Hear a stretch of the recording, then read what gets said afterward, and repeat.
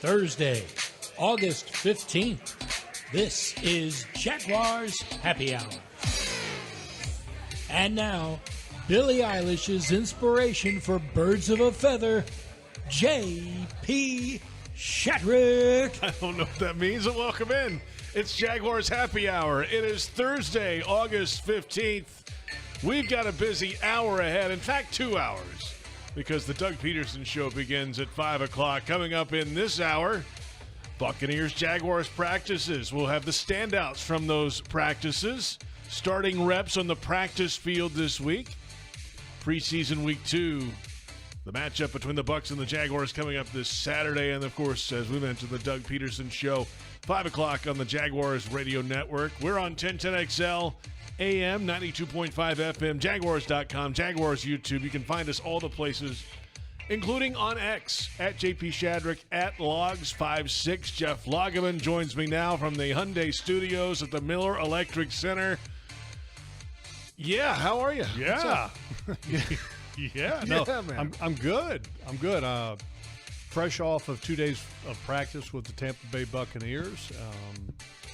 It's way better than regular training camp. Like last year going to Detroit, it was great because it was a change of scenery. It was kind of a little bit of a road trip. Oh, by the way, they also happen to have a classic car show going on at the same time. But Tampa Bay coming in here, great repetitions, great opportunity to evaluate your guys against other NFL caliber talent. Then that was pretty much yesterday, but today, not so much. Today was a little different. They had they took the pads off, and it wasn't quite as strenuous of a practice. It was a very lax tempo. I don't want to say walk-through tempo. No, it was more than that. A little bit more than that, but it wasn't like a highly competitive first 4 days of training camp practice where guys are competing against each other when you're practicing against your own team. It was definitely a much lighter, casual pace than that kind of a pace, but it's part of the deal. Both teams don't want to have the pads on. I guess it's today's NFL. They didn't want to have the pads on 2 days prior to the preseason game number 2. And it's a controlled environment. So the first day is tough. It's demanding. It's physical. It's competitive. And then the second day with the other team, it's it is what it is. I will say on Wednesday during the joint practice, of course, both fields are going at the same time. When there was 7-on-7 on one end, there was 1-on-1 pass rush on the other end, both teams against each other. You kind of have to pick where you're going to watch. You can't watch it all at once. There's a lot of action going on, which is the best way to do it, the most efficient way to do it. Everybody on that field was getting some kind of work in at the same time. Yeah, you got to kind of pick what you're going to watch. And then also at some stages they had some people in the Miller Electric Center indoor facility. Right. So, specialists it was really, could be in there. Yeah, it was really three kind of places to where your eye's going to be at. Yeah. But the specialists in the air conditioning, of course. Well, the offensive linemen and defensive linemen were in there for a little bit too now, JP. Yeah. Those guys, they like the cool environment, and obviously for good reason, because they're very large animals. I can tell you that. Large animals, sweat profusely and like air conditioning. I'm one of them. Used to be. I'm not so large anymore. Yeah. But yeah, it was good, and I really liked the practice yesterday, and I get the benefit of, yes, during practice my eyes can only be in one spot, but then the eye in the sky can give me the other plays at a later date. I can watch the film of the practice. And so I was able to watch the film last night, to watch all of it again, and that was really good. I can tell you just a couple takeaways. The Jaguars' offensive line, I thought, did a really good job in one-on-one pass rush, which was impressive. The Jaguars' defensive line, along the same lines, I thought dominated pass rush. Josh Hines-Allen was, I'm talking on a roll. And he lined up at right end, he lined up at left end, he lined up at defensive tackle. I think he won every single rep. He beat up Tristan Wirfs on 2 consecutive plays, and it was like, dang, Josh, go ahead. And Tristan Wirfs is the highest paid left tackle in football. And Josh, now once they got the team, Tristan evened things up a little bit. And pass rush is a little bit of an advantage. Pacelli will claim that it's a major advantage for defensive linemen. Sure. I say it's a little bit of an advantage. But yeah, that was impressive. And then once they got the teams, I mean, just an overall look, I thought the Jaguars' offense in 7-on-7, they were good, but once they got the team, they slowed down a little bit. I thought Tampa controlled the line of scrimmage. And, oh, by the way, they've got a guy who wears number 50 who's pretty good. Last name, 3 letters, VEA. That means really good. Yeah. That's what it should say across the back of the jersey. Instead of Aya, it should say really good. Yeah, Vita Vea, probably the top nose tackle in the game today. Oh, he's good, man. Yeah. Is he good? So it did feel like, to your point, that in the team periods yesterday on Wednesday that Trevor had some traffic back there. Yeah, a little bit. And then a few would have been sacks, you know. Yeah, he would have been sacked. Like there was a long ball that was completed to Brian Thomas, and in a real game he would have been sacked before the ball even got out, which you know, that's part of the deal. I thought that much like last year's game in Tampa, I thought that the line of scrimmage in the Jaguars offense versus the Buccaneers defense on that field during team, I thought the Buccaneers got a bit of the upper hand in that. But then on the flip side of that, on the other field, the Buccaneers offense, I thought the Jaguars defense had the upper hand over there a little bit. So good overall work, though.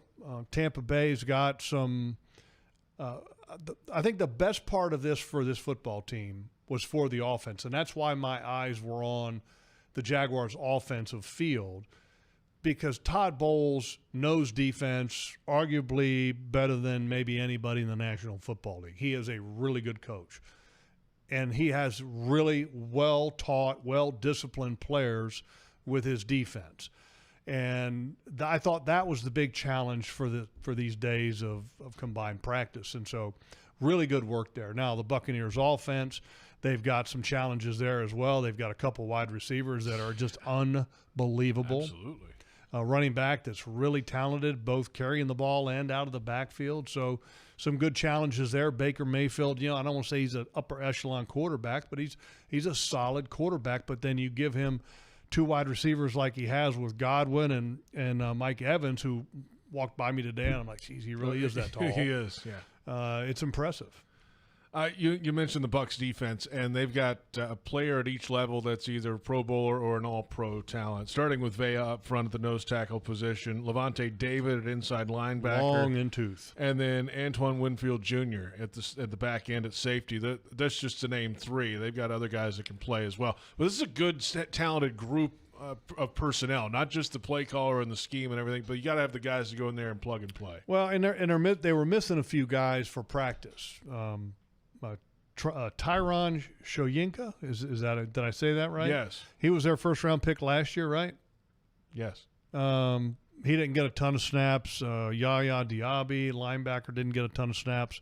Kalijah Cansey didn't get a ton of snaps in practice. They had a few guys sitting out because of injury. But, yeah, I mean, the guys that you're talking about, Antoine Winfield, Levante David, Vita Vea, I mean, those are 3 really good players. And, if you had to pick one guy that is probably the most challenging for the Jaguars, I would say Vea and then Winfield. Vea because he's just so powerful. Winfield because he's one of the best center fielders in the business. And on the flip side of that, offensively, the Mike Evans is obviously the biggest challenge there. Offensive line-wise, the Bucs are kind of just okay. They drafted a first-round pick from Duke who was a tackle that they're converting to centers. So they've got some challenges along their offensive line. I liked and I watched a lot more of the defense today than I did yesterday. I was kind of leaning more towards the Jags offense yesterday, so I wanted to kind of see how they were performing today. And Mike Evans, and to your point, too, they didn't have pads on today. It was a little different feel. But Evans wasn't like beating guys deep. He's been at it so long, he just knows the little nuances of how to get open, whether it's just some kind of cut, some kind of move here or there. And he uses his body really well. He certainly does. And it's not like he's 5 yards wide open. He might be 2 yards wide open. And Baker but can JP, put it when on you got him. arms this long, he's 5 yards wide open all of a sudden, right? So there was some of that, and there's some young corners who were lined up against him, and that's a good learning experience for this secondary. A lot of these young guys that may be on the second team right now, but they got to line up against the first-team Bucs offense today, and they get a good taste of that in a hurry. Yeah, it's great work, and there's and when you talk about the Bucs wide receivers and having it be an opportunity for great work for the Jaguars secondary, when you look at the Jaguars back end, I mean, that might be one of the biggest question marks, when you're talking about, what are they going to do for the final roster? Yeah, right. The corner position, I think, and the safety position, because you've had a little bit of an injury there with Wingard, I think it's going to be really, really an unknown as far as which direction they're definitely going to go on the back end. So I think this game against the Bucs, because we're not expecting a lot of starters to play on Saturday night, this is a great opportunity for these guys that are on that bubble to show what they've got, to let the coaches know and the personnel people, Trent Baalke and his staff, hey, look, here's what I've got, here's what I can do, because your opportunities going forward are very small. One of those guys that the coaches have mentioned in press conferences and things is a guy like Eric Hallett, the second. And I stood there on the practice field today and watched him pick off Kyle Trask twice in drills today, and just plays like that. And that stands out even on practice field the last 2 days. These are big reps and things you can go back and see. But then if you do that again under the lights on Saturday night, that goes a long way. The lights that's the big thing. Yeah. If Hallett does that in training camp and in practice, okay, you kind of take notice. Mm-hmm. Okay, but if it doesn't happen in a game, then you kind of forget about it. And let me ask you this question. Yes. Has Hallett stood out to you in any way, shape, or form prior to getting a couple picks? I mean, so far? Not consistently. Man, that's kind of, that's where it's at. So, I mean, if you want people to take notice, and, we're not the personnel guys, but personnel guys are like us, do we notice? If he's not making plays, well, he made 2 plays today. Now you're like, okay, right, now show it to me in a game. Let's see it again. Okay, so like Edmonds, okay, the safety. Mm-hmm. Made 2 really nice plays in the ballgame, caused a couple fumbles. Okay, really nice. Now the question mark is, you're not going to be a starting safety. What role are you going to fill? Where do you really need to show the impact to make this football team? Well, that's on special teams. So I think his special teams performance going forward is going to be critical. So if you're trying to figure out who's going to make a team, it's not always about how good they play on offense and how good they play on defense. And I'll give you a perfect example. Go to the offense, wide receiver group. Okay? Yes. You've got your top 3 guys, okay? Brian Thomas Jr., Christian Kirk, and Gabe Davis, okay? Those are your top 3 guys. Who do you think might be number 4? Parker Washington. Parker Washington, okay? So you got 4 wide receivers. Okay, now who else is active on game day? Duvernay. He's your kick returner. There's 5. Yeah. Okay, so you've got 5 wide receivers that are going to be active on game day. Okay, and all of them have a significant role on offense, and then Parker Washington and Duvernay on special teams. Your top 3 are going to be offensive for the most part only. Once you get to 4, 5, and 6 on game day, those guys got to play special teams. So now we've got Parker Washington and Duvernay. So now who are we going to make number 6 active on game day? It's a great question. First of all, the question is, let's define his role. What is he going to do? Is he going to play offense? If those other guys are healthy, most likely not. Probably not. So his role will be special teams, correct? That means gunner. That means anything you can think of. Something core 4 special teamer. So that player has to be really good on special teams. He's got to be capable as a wide receiver. It doesn't mean that he has to be a monster. If he's a monster, he's somewhere in the top 3. If he's not somewhere in the top 3, then he has to be a baller on special teams. So that's the stuff you got to be looking for in a game like this week for those guys that are right there trying to figure out, who's going to end up fitting at that last wide receiver spot. And Elijah Cooks, Tim Jones are those type of guys. What are they doing on special teams? Elijah Cook's a big wide receiver. Can he do what Tim Jones does on special teams? Tim Jones has 3 years of experience doing it in games. Got a little bit of a head start. Doesn't mean the ground can't be made up. But will it happen this week and next? I don't know. We're running out of practices, too. Got to prove it. At some point. The season is almost here. You don't want to miss the matchups this year. Whether you want to become a season ticket member, catch 3 or more games with Bundle at the Bank, or experience the season with Prowl Pass, there's a plan for every fan. Get locked in at Jaguars.com/tickets or call 904-633 2000. We're on 1010XL, 92.5 FM, Jaguars.com, Jaguars YouTube. Back in a moment, and we'll hear from Jags quarterback Mac Jones. We'll get some time this Saturday night. It's Jaguars Happy Hour.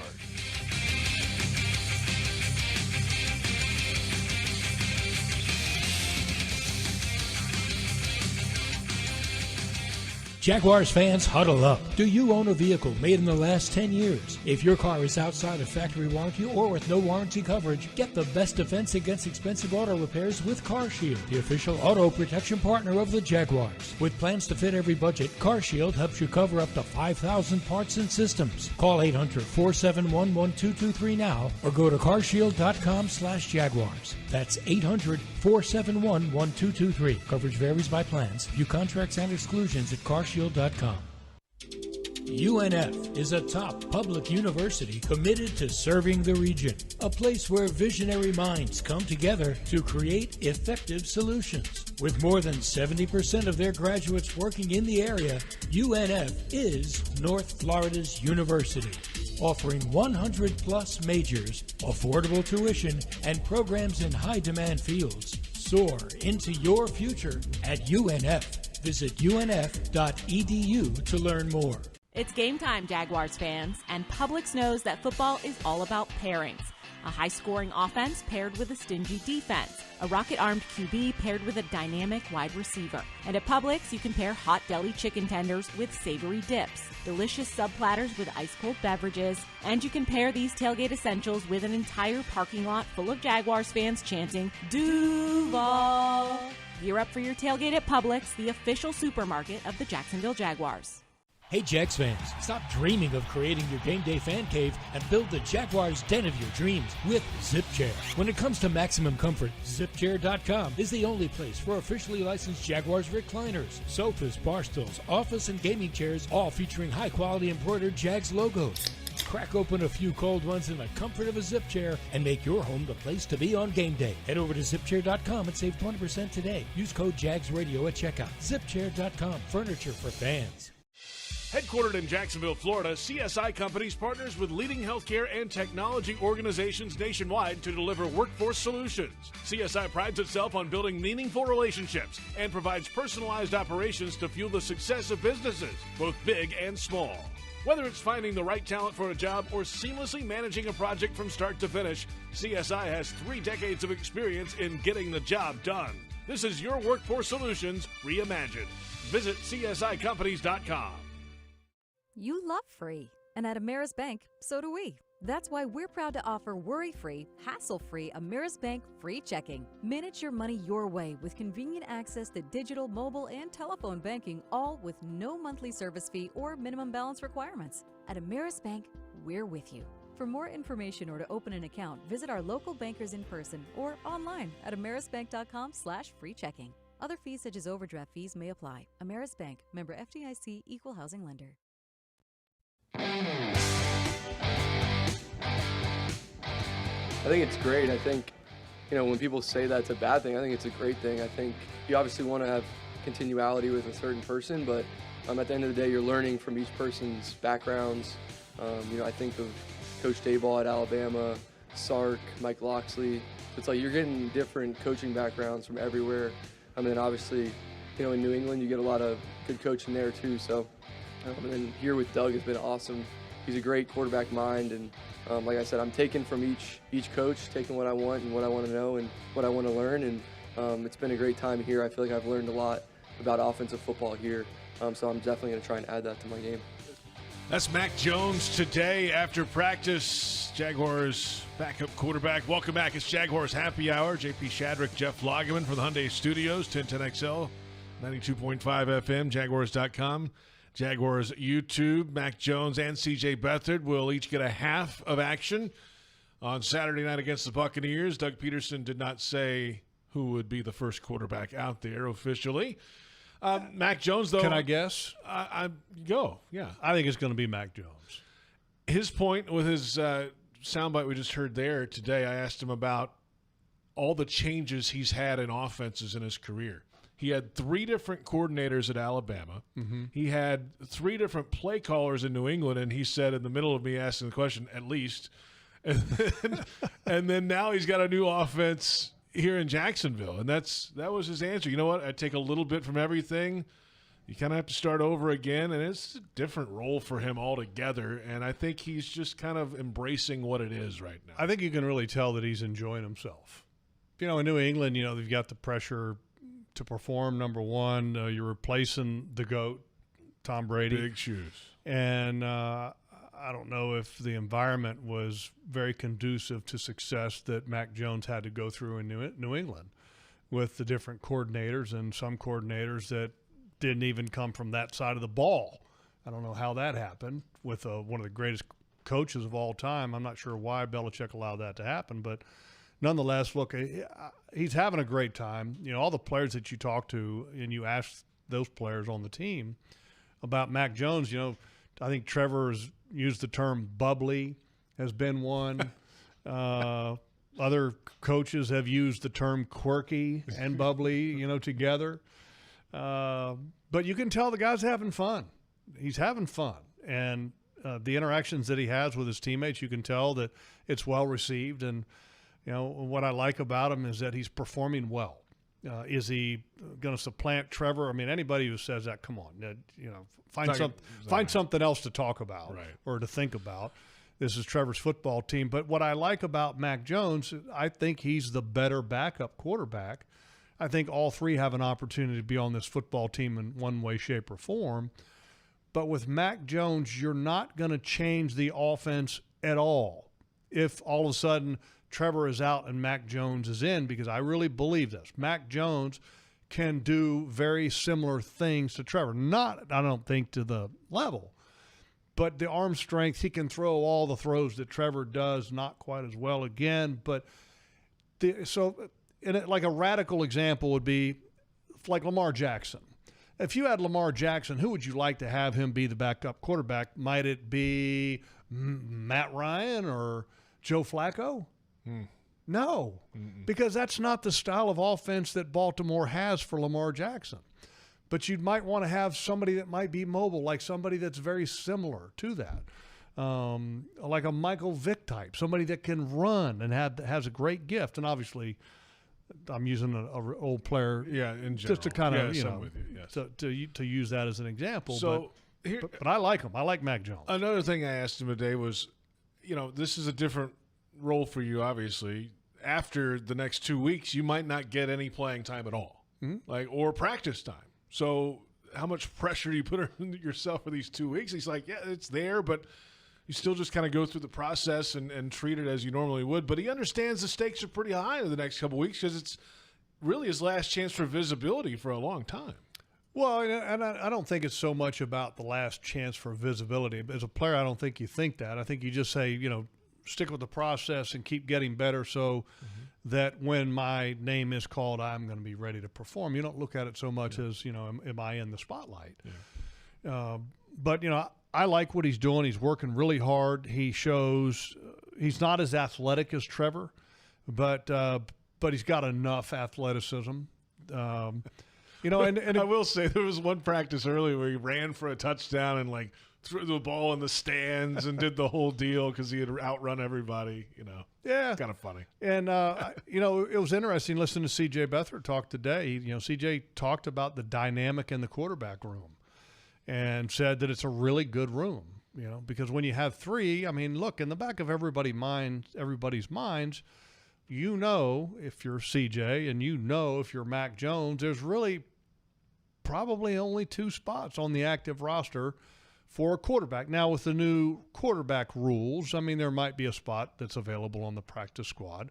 There could be a spot on the active roster, but that's probably unlikely because most of the third active roster spots are going to be reserved for a young, promising prospect, not for an older C.J. Beathard or, you know, Mac Jones is not going to be there. You didn't trade for him to end up putting him on practice squad. And on top of that, he's right now he's better than C.J. Beathard, to be quite honest. So I think it was a really good trade by Trent Baalke, and it's a really good trade because you end up, I think you gave up a sixth. Yeah, it's a later round, yeah. And let's say Mac Jones spends the whole year as the backup. Plays, doesn't play, doesn't matter.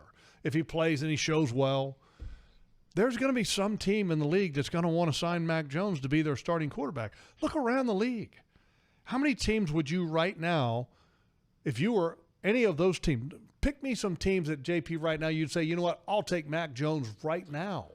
I mean, yeah. I mean, there's Minnesota. L.A.? The Vikings, absolutely. Not They LA. just lost They lost their draft pick quarterback. Yeah. So McCarthy. Minnesota, Las Vegas, right? They've got a battle between who? Gardner and somebody, right? Who? Yeah. But Yeah, there's a teams. few. I think he's a starting quarterback in this league.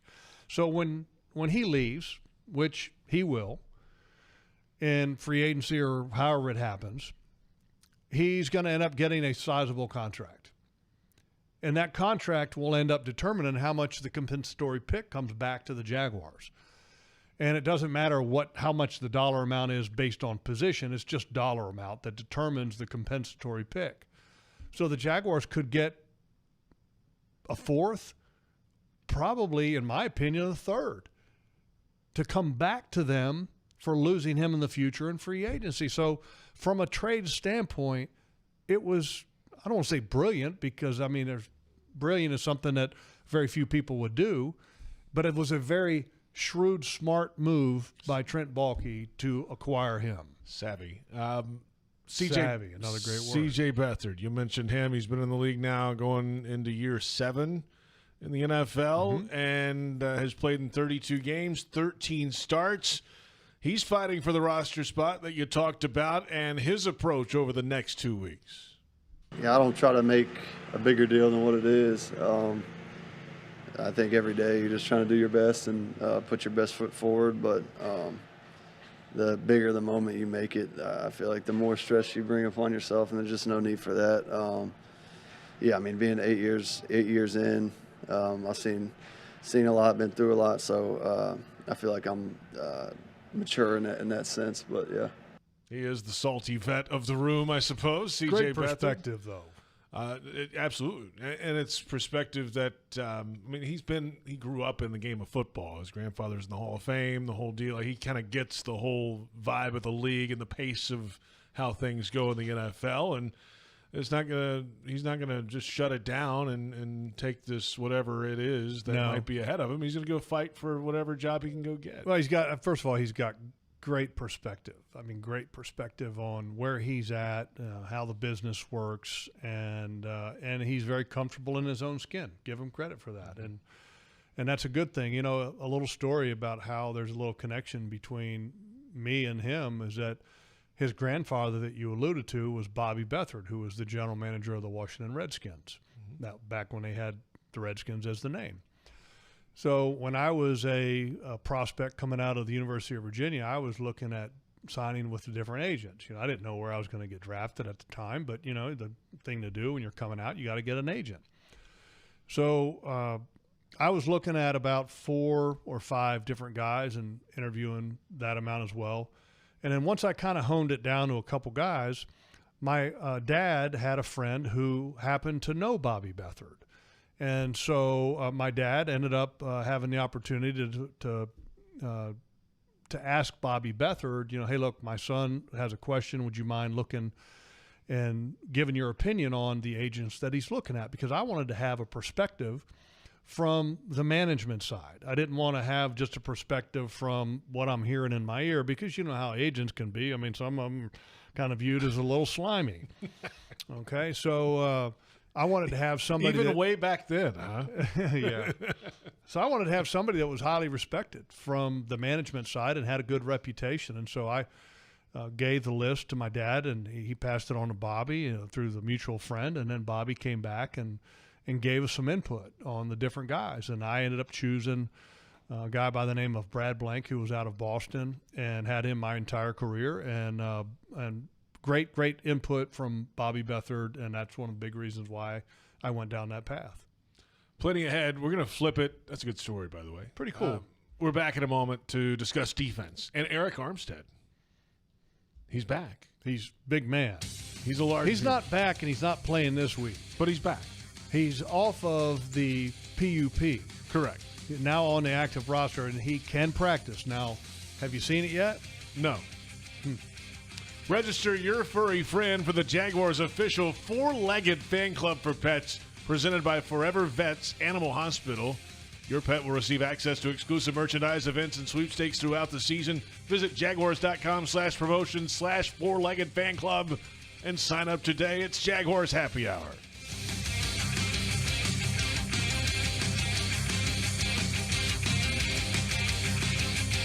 Are you ready to love how you feel, look, and live in every season? At Elace, we offer more than just luxury med spa treatments. We provide a serene, judgment-free space where you can reconnect with the best version of you. Whether you want to refresh your natural look with Botox or Dysport, pamper yourself with a relaxing hydrofacial, or rejuvenate your complexion with laser resurfacing, our expert team in Jacksonville is here to tailor treatments to your needs. Visit Elace.com today and start your journey to loving yourself. Does propane power your home or business? Count on AmeriGas for expert propane delivery with a neighborly smile. At AmeriGas, the official propane partner of the Jacksonville Jaguars, their drivers deliver for Duval. Their local team will keep your home or business running smoothly throughout football season and beyond. Call 844-PRO-JAGS for a free propane quote today. Grilling this tailgate season? Visit AmeriGas.com to find your closest cylinder exchange location and keep it teal with a custom Jaguars wrapped grill tank. If you're facing cancer, you want a dedicated team working for you. At Baptist MD Anderson Cancer Center, we only focus on cancer. And we partner with one of the largest cancer centers in the world. So you'll have a specialized treatment plan created by our experienced and highly trained oncologists and surgeons, collaborating with one of the country's leading cancer centers. Best of all, we're in North Florida with locations in downtown, Baptist South, and Clay. Appointments at BaptistMDAnderson.com. I want that. The Make It Ford Summer Sales Event is on, so make it your best summer ever with Ford. Now's the best time to get our best deals on a great selection of Ford trucks and SUVs, like the Ford Explorer, the Ford Bronco family, Ford F-Series, and the all-electric F-150 Lightning. These are the deals you've been waiting for, so don't wait. It's the Make It Ford Summer Sales Event, so make it yours. Make it now at your Ford dealer today. Frank Frangie here. When you want barbecue in Jacksonville, you want Bono's Pit Barbecue. You can find Bono's locations all around town and on game day at Everbank Stadium, because Bono's is the official barbecue of the Jacksonville Jaguars. Over 70 years of authentic Southern Pit barbecue. We are the local barbecue joint in BBQval for generations of people in Jacksonville. Go to bonosbarbq.com to learn more or call 904-880-8310 today. And remember, if you don't see a pit, it ain't legit. Unlock your potential at the University of North Florida. A beautiful campus with an inspiring environment for learning, UNF is a key partner to Florida's booming industries, providing students with direct access to internships and jobs. Set a new course at UNF and soar into your future. Visit unf.edu to learn more.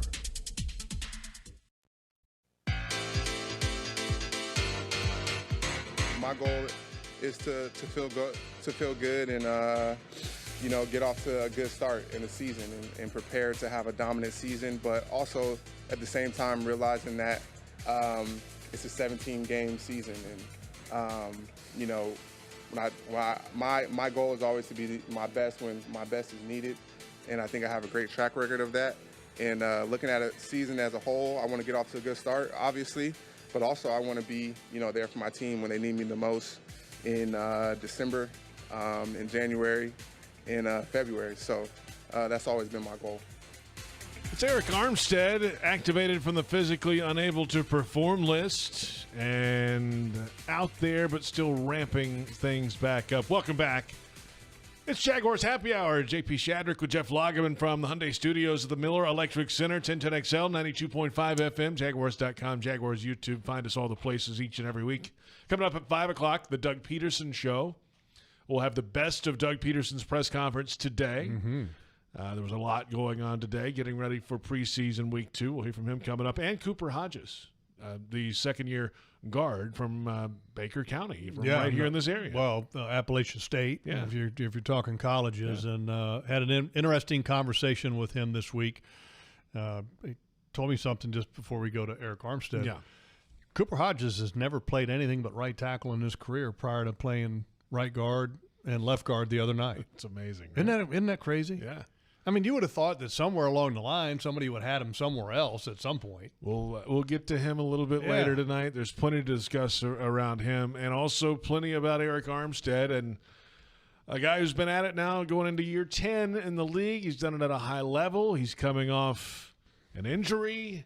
And injuries, that's plural. Doug Pederson said it today. He's like, we don't need him now. We need him when we need him. Yeah, don't need to rush him. Again, that's injuries plural. He had a couple things at the end of last year and was able to play with a significant injury to finish the year out. Waited till the end of the season to get some things fixed. And look, the Jaguars' defensive front is kind of an interesting group, and I think that defensive tackle spot. And because I consider him a defensive tackle. Now, on first down, he might end up lining up as a left defensive end in this 4-3 or strong end or whatever you want to call it, like Calais Campbell used to do.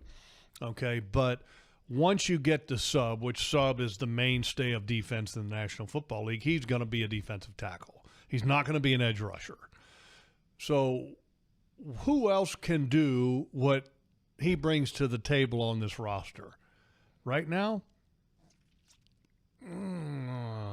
can you name me a guy? I'm looking. I'm talking a guy that's big, consistently. long, can pass rush. Roy Robertson Harris was supposed to be that, right? Yeah, Roy's still kind of working his way back. And Roy's never been one of these, big, dominant pass rushers on the inside. I think the one guy that has a chance and is similar kind of in that the measurables is Mason Smith. He's the a rookie. round pick. Yeah, right. That was going to be my next choice, but And he's just a rookie, right? By the way, Mason Smith yesterday in the practice that you could actually look at and gain some knowledge from, he had an outstanding one-on-one pass rush drill and then really did a really good job of carrying over the individual period also into team. I had a conversation with him earlier this week, and I was like, how you felt you did in the game, just out of curiosity. I wanted to see what he would say. He says, yeah, I kind of was thinking too much. And I said, yeah, I kind of saw that. And I said, but, your practices have been great.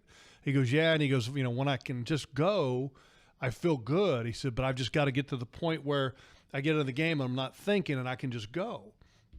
And when he does, he's going to be, I think, really good. But there's not a lot of defensive tackles that they have on this roster that are going to be pass rushers or that are. There's a lot of them that are the big run-stuffing, powerful guys like Devon Hamilton and Tyler Lacey and Jeremiah Ledbetter, Jordan Jefferson, the draft pick from LSU. True nose tackle guys. These are big defensive, can't move them, pillars of strength defensive tackles. Right. So that's why Armstead, the Mason Smith, hopefully Roy a little bit. I mean, they're hopefully going to give you something different, something different than just being run stuffers. Because here's the reality: this ain't a run stuffing league. Let's hear from Josh Hines-Allen on the outside of this defensive line at the end spot, discussing this group coming together as camp goes along.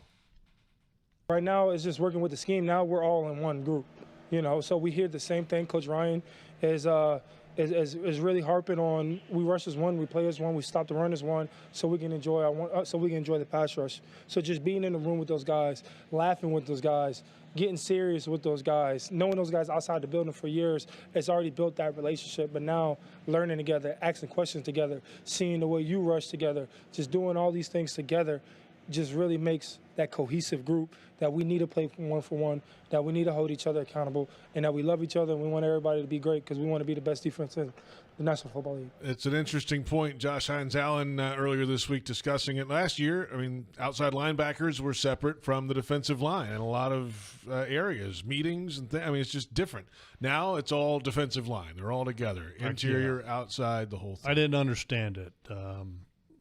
Frustrated at times, JP, you know that. I could see that in your face. When I would see a Josh Allen or a Trayvon Walker in a two-point stance when it was 3rd and 12, what are we doing?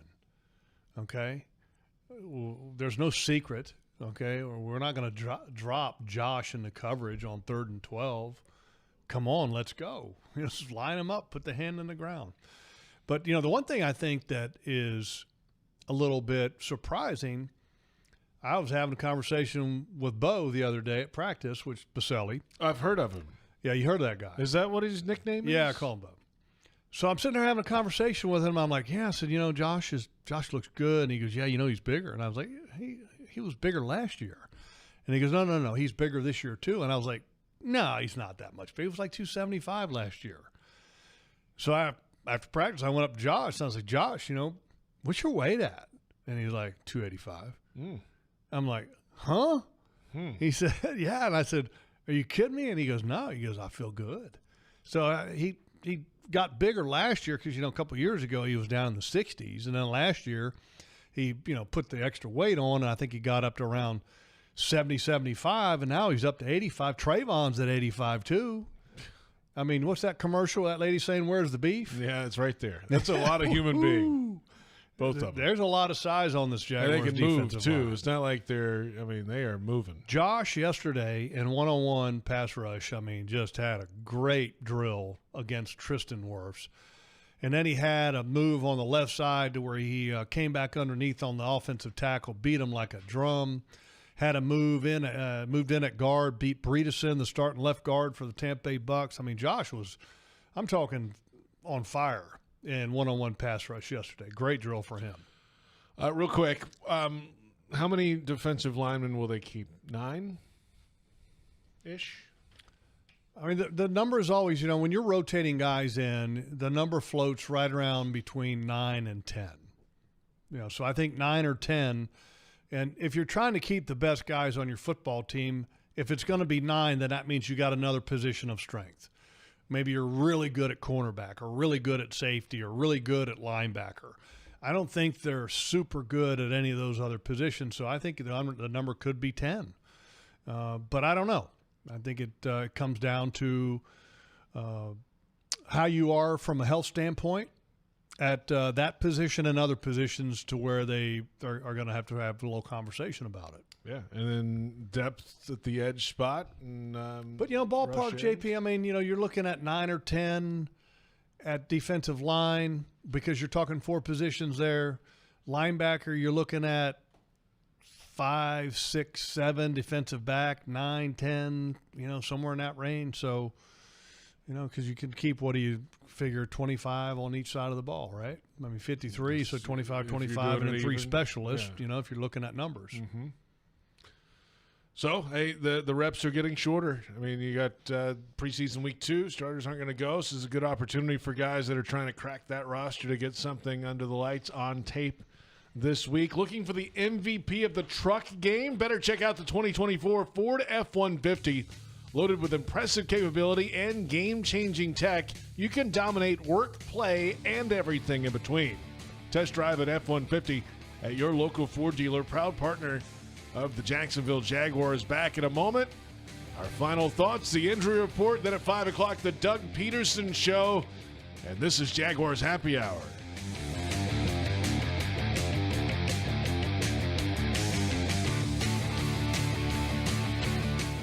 The Jaguars bring performance, strength, and passion to every play. And you'll find the same when you bank with EverBank. Open an EverBank Performance Savings account and score serious savings. See what you could earn at everbank.com/Jaguars. EverBank, advantage you. Member FDIC and the official bank of the Jacksonville Jaguars. Tackle your marketing needs with Kessler Creative.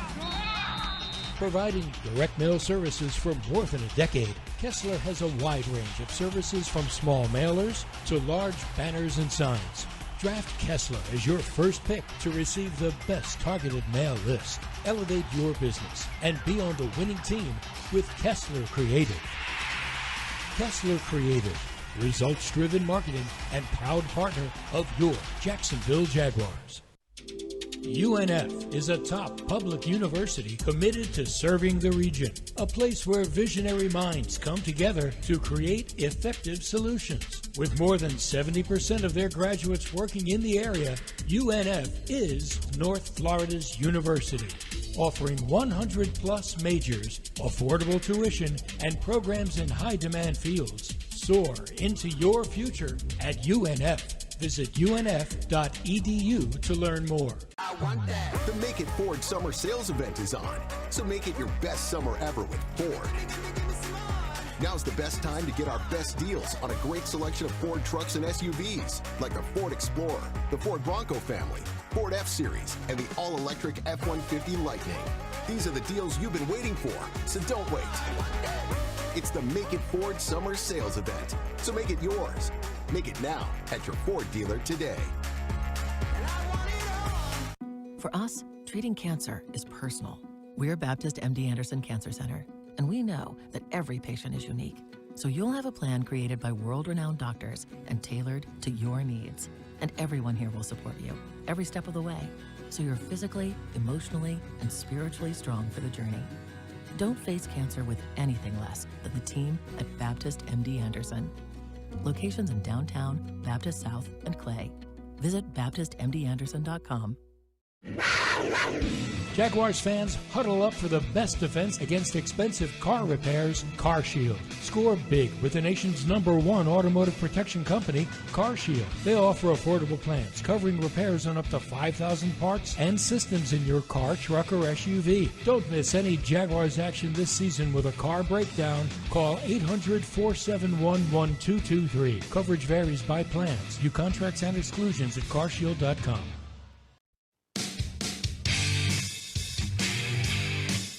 Welcome back. Final moments of Jaguars Happy Hour. And if you want customized Jaguars furniture for your home, check out ZipChair.com. Browse all customizable options. ZipChair, furniture for fans. I'm JP Shadrick. Jeff Lageman is to my left. We're on Jaguars.com. Jaguars YouTube, 1010XL, 92.5 FM. In about 12 and a half minutes or so, the Doug Pederson Show on the Jaguars Radio Network. We'll have the best of the head coach from today and hear from Cooper Hodges, Jaguars' second-year guard. That's coming up. We're at the Hyundai Studios of the Miller Electric Center. Time now, Logs, for the injury report presented by Baptist Health, changing healthcare for good. 8 Jaguars players missed practice on Thursday. Running back Keelan Robinson with a toe issue that won't go away. Patrick Murtaugh with the ankle, of course. That was a significant injury on the practice field last week. Safety Daniel Thomas held out with a heel issue today. Andrew Wingard, of course, a lingering knee issue. It will be a little bit, it sounds like. Christian Kirk off to the side today with a calf issue. Nothing major, Doug Pederson said, just kind of taking a precaution there. Tashawn Gibson and Eric Armstead off to the side as well as they ramp up to get on the practice field. And Peterson actually said the injury to Kirk was mild and the Thomas absence, Daniel Thomas, precautionary. That's the actual quote. So there you have it. That's the injury report. Injuries are always minor to those other than yourself. It's a good point. It's an excellent point. Yeah, it really is. Hopefully Christian Kirk is fine. I mean, he looked fine. Keelan Robinson, I'm just kind of curious about him. He's the draft pick out of Texas and kick return specialist there, mainly running back by trade, and was kind of used a lot more in the wide game, passing game in the offense at Texas, and just haven't really seen him in pads at all yet. I think he may be a guy that you're going to have to put on IR. I mean, because here's the reality. Let's say, we've seen him at practice like in a boot, right? Yeah. So let's say he comes back next week. That gives him 1 week of practice for you to make an honest evaluation. Is that fair? I mean, you can't go from a boot to being full go. So my guess is that he is destined to the practice squad and at some point, but IR to start the year. I mean, let's look at the other running backs that are around here too. I mean, you got Travis Etienne, Tank Bigsby, Dearness Johnson. I mean, those are the 3 right now. The other guys that are out there, Jalen Jackson and Gary Brightwell.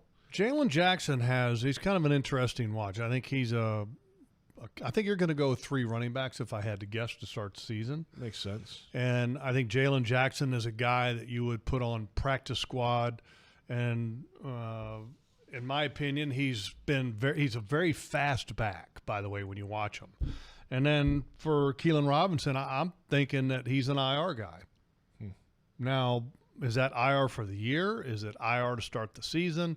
I don't know kind of exactly how the rules work. I know that's a little different in that in the past, you used to have to carry somebody on the 53 to put them on IR in order to pull them off of IR. That's not the rule anymore, though. Yeah, they keep switching that around. The way that I understand it. The way I understand it now is that you can have a guy designated to IR that can be returned off of IR instead of losing, a spot on the 53, or using or sacrificing a spot on the 53 to get a guy to IR, to get him to come back active during the season. You can have 2 guys this year that you bring 2? back. Okay. That's what the change was, this most recent change. Yeah, but I'm talking about going into the season. I don't know. How many can you if let's say you got 7 guys that are hurt, can you designate all 7 to IR going in, okay, that could come back, or is that only 2? Well, I wonder if you even have to designate them until they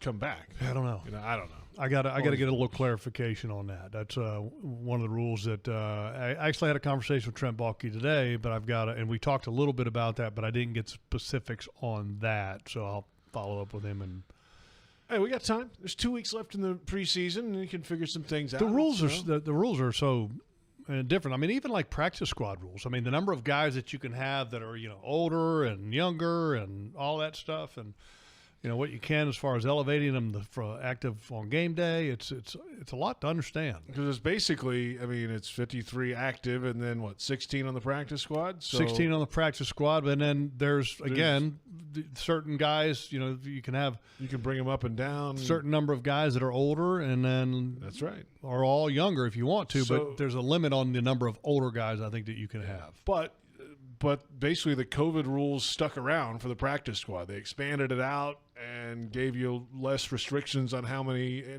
ups and downs you can do. So they've kept that, which it's essentially you have 69 players on your team during the regular season. 16 just happen to be on the practice squad, and you can elevate certain guys. Well, and then it's good. And then the other gives guys opportunities that might not have had it before. Well, the other guy that we'll have a conversation about because it relates to the roster is Tashawn Gibson. Where does he fit in all of that? I did get some clarification on that in my conversation with Trent Baalke today, and so Tashawn Gibson is on the roster. When the season starts, he is moved to the suspended list, so he does not count on the Jaguars roster at all. So he will be there on the suspended list for 6 weeks. After 6 weeks, he will come off of the suspended list and return to the team, but initially he will not count as a member of the 53. There's a little grace period that the NFL grants players coming off the suspended list in order for them to get time to get kind of back with the team in shape, practicing, etc. Now, is that going to be 1 week, or is that going to be kind of a 2-week exemption? Not sure. It will be at least a week. And then you've got to pay him once he comes off of the suspended list. And then at that point, you have to make a decision once he's off the exempt list. Do you activate him to the 53, which you would have to take somebody off of the 53? Correct. Or do you release him? So I think it's a very smart move. Look, if you have an issue at safety. Yeah, you just kind of wait and see. You got a kind of guy on the shelf. It's a low-risk, low-cost move with Tashawn Gibson, who's still a good football player. And so if you have an issue, let's say Wingard is having a problem getting back. You have an injury to one of your safeties in the first 6 weeks of the season. Well, you've trained Tashawn Gibson in the couple weeks that you got him here in training camp so that when he does come off of the suspended list, then he could be ready to go, per se. So I think it's a very good, shrewd move for a team when your expectations are that, hey, look, you're going to compete, okay, for the whole thing. That's a really good move, in my opinion. I loved hearing his press conference because we hadn't heard from him here, obviously, since he was on the team. He was here for 3 seasons and part of a team that was a cast of characters, let's say, on the defensive side of the football, right? Yeah. So he was a piece of that, of course. But to be back now and to be in year 13 in the NFL, he said that one of his teammates came up to him the other day and said, I watched you when I was in 7th grade. That's kind of a rude awakening. It was interesting, too. He also had the line that he said, look, I'm old enough to be some of these guys' dad. And I'll never forget when I came in the league, I walked in the locker room and there was a guy from Louisiana Tech, I think it was. And he was an offensive guard. And his name was Dan Alexander, wore number 60. And Dan played the game, and he wore these spot-built turf cleats that they looked like work boots. Okay, and I'll have to show you a picture of them. They were super stiff, and back then there was no such thing as lineman gloves, JP, or receivers gloves. They didn't exist. Yeah. The offensive linemen back then, they would go to garden centers and buy garden gloves, essentially, and then tape them up, and that was what they wore in the game. And so that was Dan, old school. And he was old enough to be my dad. I want to say he was in like year 15 or 14 or something like that. So I'm looking at Dan Alexander, went to LSU, not LSU, Tech, okay. But was from the Jets from 77 to 89. So there you go. Long time. It's a long time in the NFL. He didn't say much either. No? I felt no, and everybody was like, they were like surprised that he came up and talked to me, because Dan didn't normally talk to rookies, but Dan said to all these guys later on, he said, look, I figured I better talk with Lageman because I knew that this was going to be my last year and I wasn't going to be around long enough to get to know him if I treated him like a normal rookie in years past. Hilarious. Played 192 games. Yeah, he was good too. Now, real good, solid, dependable, always available, durable, good guy. Owned a bar back in Louisiana. And needless to say, Dan liked to have a couple cold ones. Yeah, I see. Wonder if he but still not too does. many. He didn't have too many, but he liked to have a cold beer. Coming up, the Doug Pederson Show in just a few minutes on the Jaguars Radio Network and right here on 1010XL. The head coach coming off joint practices and actually spoke today with the media going into the second joint practice. We'll hear some of the best of his press conference from earlier today. And, I think coming out of last week's game, it seemed like he felt the team was in a pretty good mindset. They played hard. They played aggressive. They didn't have many penalties. They didn't turn the ball over. There was a lot of energy from the sideline when some of the backup players are in making plays, and those are all positive things from last week that they could carry over into this week. Well, and I think having a clean game like that is due in large part to the play of the three quarterbacks. You look at a lot of teams around the league, and they have three quarterbacks, and the backup and even the third quarterback, or definitely the third quarterback in most cases, a very young, inexperienced quarterback.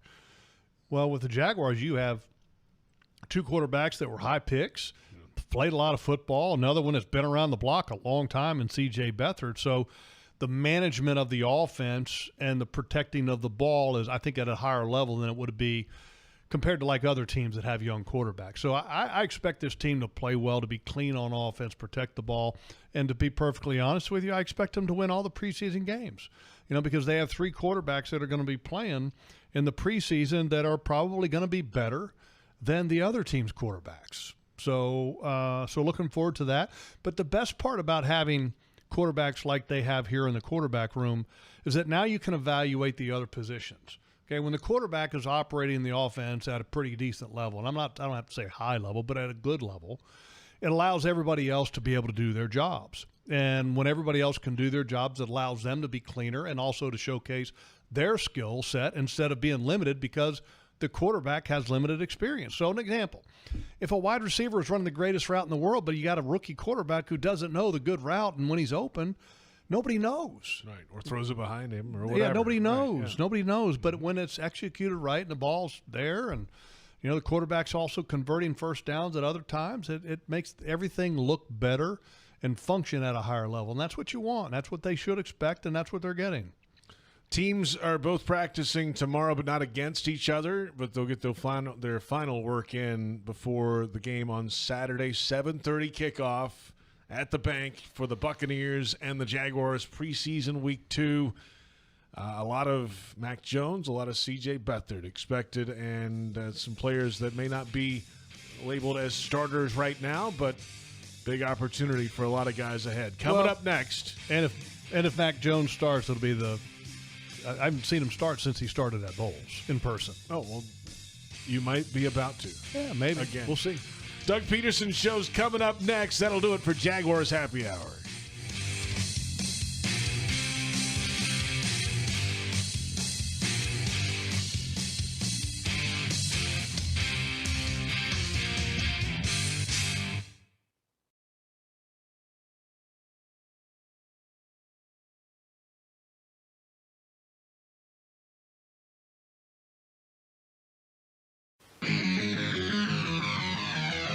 Welcome to the Doug Pederson Show. Brought to you by Fresh from Florida. JP Shadrick and former Jaguar Jeff Lageman discuss the latest Jaguars news with the head coach. The Doug Pederson Show starts right now. Welcome in the Doug Pederson Show, presented by Fresh from Florida from the Hyundai Studios. JP Shadrick, Jeff Lageman. We're on the Jaguars Radio Network, presented by the University of Florida. Doug Pederson will join us live in person again week 1 before the Jaguars-Dolphins matchup. Well, now it's preseason week 2. The Jaguars just had 2 days of practices against the Tampa Bay Buccaneers at the Miller Electric Center just outside of here, Logs, and got a lot of good work in against a good football team. The Buccaneers have a lot of talented players on that squad. The Jaguars feel like they do as well, and I think they got some good work in against each other for 2 days. Well, definitely got some good work in, and you talk about the perfect setup for having joint practices. Here, the combination of having the Miller Electric Center and then also Everbank Field and the stadium right here, it's the perfect, ideal setup. Why? Because you have a team that comes in. They can utilize the locker room facilities at the stadium, which they'll use on game day as well. They have the ability to even use the Jaguars game day laundry room, so to speak. So they can even do the laundry in the Jaguars old facility in the equipment room over there, which is still functional. Yeah. They also have the ability to use Daly's Place, the indoor facility behind the stage, if they wanted to do an indoor walkthrough. So yeah, really good setup for a team to come in here and practice with the Jaguars. You know, I was here the other day. Florida State was there the other day. The Seminoles were in town practicing at the Daly's Place. Really? While the Jags were doing practice over here. Really? Yeah. I For wouldn't what? have known it either. Why were they here? just get out of Tallahassee for a few days, and yeah. But they were at the same time with the Jaguars. I had no idea. Did they practice just inside? I think so. Okay. Yeah. How about that? I didn't know Hurricane that. got them too, I think. They had to come. There was some of that going on. I got you. Yeah, but I mean, look at all the facilities. I mean, the Miller Electric Center is amazing, right? I mean, but let's not forget that Daly's Place with the the stadium and all of that. I mean, it's the perfect setup. Like with the, for example, the last year we had to go to Detroit, so the entire team would get dressed at the hotel and then ride the bus to the Detroit Lions practice facility, which was ballpark 30-ish minutes, yeah. right? Depending on the police escort, yes. Okay, so after practice, after sweating profusely for 2 hours, what did you do? You got on that bus, all sweaty, with all your gear, and then you had to ride 30 minutes in the bus to get back to the hotel so you could shower back at the hotel. And then all the Jaguars equipment staff had to line up places to do laundry and to arrange for all the equipment. And whereas here, it's a great setup. I know the Buccaneers staff was very grateful for having the opportunity to come here for the joint practices. Let's hear from Doug Pederson on having the joint practices and getting a lot of work done. Yeah, I thought it went well. Good competition out there. It was a lot of plays when you think about it. I think we had 90-plus reps on both sides, So, you're playing maybe a game and a half of practice. But it was good. Again, great competition. It was good to go against another opponent. Todd does a great job of coaching his players, obviously, and it was good. 90-plus reps. They're getting it in. There's no doubt about that. Yeah, it's probably a little bit less than your own practice. You know what I mean? Because you're practicing the same amount of time, I guess, and so I think the numbers are just a little bit less. But the quality is because you're facing a new person. Yeah, it's much better. The intensity is higher. Yeah. The competitive nature obviously comes out in players, and the Buccaneers I'm sure are going to probably have the same type of approach where their starters did a lot of reps in the practices the last 2 days, and then they may not play a lot in the games, and so you get a higher level of commitment, I think, to the practice that way. But and here's the one thing I think that they did a great job. I'm giving a lot of credit to Todd Bowles and to Doug Pederson that the practices were had a great tempo. They were competitive.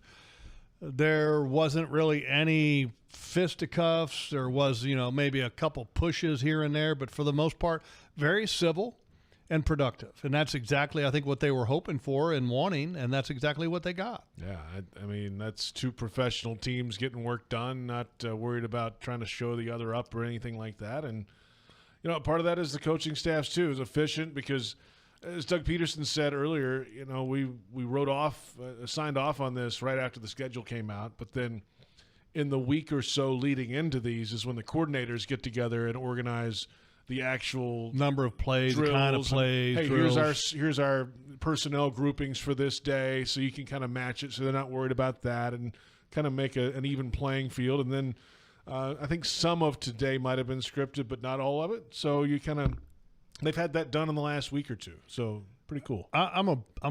First of all, I'm a big fan of Doug Pederson. You know that, but I'm a big fan, and I don't know him from Adam. Mm-hmm.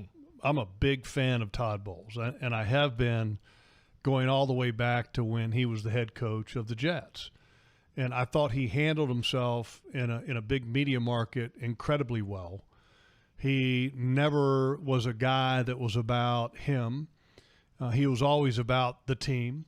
And he's got, I think, a tremendous amount of respect from those in the league circles for the type of person that he is and the type of coach that he is, and players want to play for him. So great coach to kind of have come in and to work with, I think, from the Jaguar standpoint. Todd Bowles, at least about 3 days ago, told the Tampa Bay media the same idea for starters, that in theory he would lean towards preseason week 3. They're playing the Dolphins in preseason week 3 to get the starters sometime. So you may not see Mayfield and the starters, Mike Evans, all those guys on Saturday night. Yeah, I mean, if I'm him, I'm not playing those guys. I mean, I'm definitely not playing Mike Evans, but I mean, there might be a few starters that I would consider playing, like Graham Barton, who was their first-round pick out of Duke, who was a tackle at Duke. I would consider playing him just, he's young to get the reps. But yeah, I think, for the most part, your experienced veteran guys that have been there, done that, yeah, I don't want to have them playing. In about 20 minutes, we'll hear from offensive lineman Cooper Hodges in his second year, coming off a knee issue and played well last week. We'll get his thoughts on the recovery process and much more. But up next, how the Jaguars' quarterback experience helps them in this preseason. This is the Doug Pederson Show on the Jaguars Radio Network.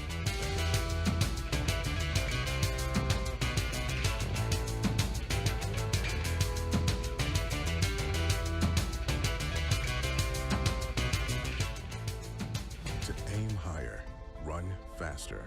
It's what elite athletes do. Always strive for better. At UF Health, we have that same DNA to not just treat a stroke, but to create a fleet of mobile stroke treatment units, to not just do research, but to use AI to save lives with one of the most powerful supercomputers in academia. We believe, like athletes, that human progress has no finish line.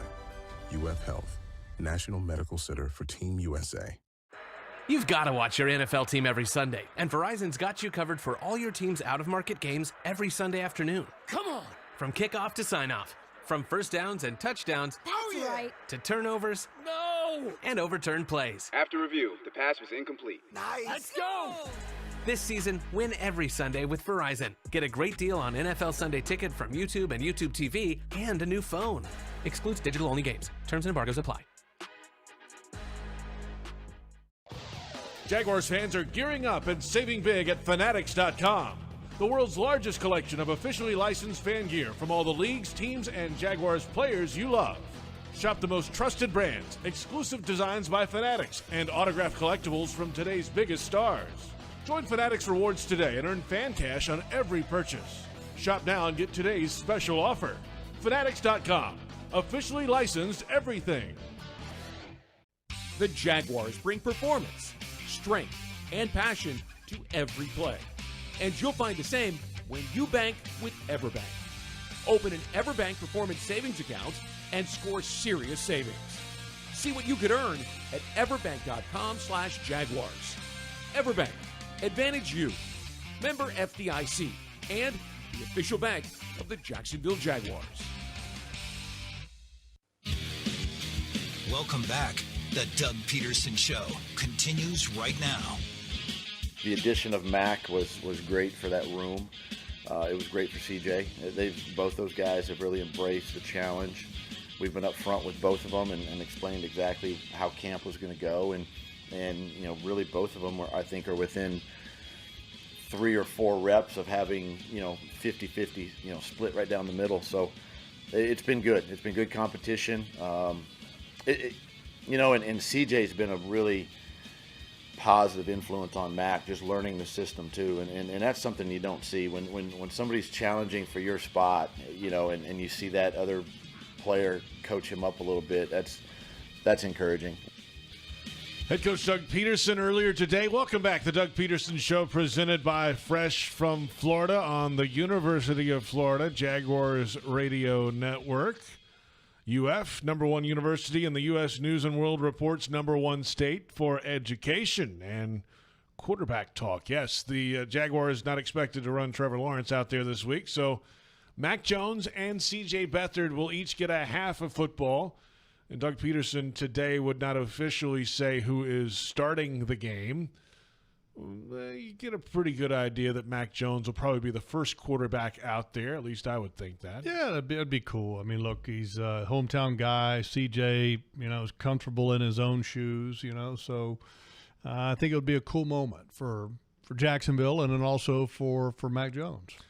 But think about the dynamic, right? And it's actually a similar path to what Baker Mayfield has had to go through. He was the first-round pick, didn't work out. He's worked a couple different teams. Well, Mac Jones, first-round pick in New England, no longer in New England, got traded away. And there's an established franchise quarterback in Jacksonville, so he's not going to start here. And you got C.J. Beathard, who's been the backup for a couple of years around here, basically the incumbent backup, if you will, and, in theory could be supplanted of that spot. But CJ's here to help. This is a group that they help each other move along. It's competition, but it's a healthy competition, and the rising tide lifts all ships. Well, and I think you got to give a lot of credit, to Mac Jones, but I believe the most of the credit goes to the ones that were already in the room, which is Trevor and also CJ. Yeah. Because look, it's been their room. So when you have a newcomer, it's how are you going to treat them? Who is this guy?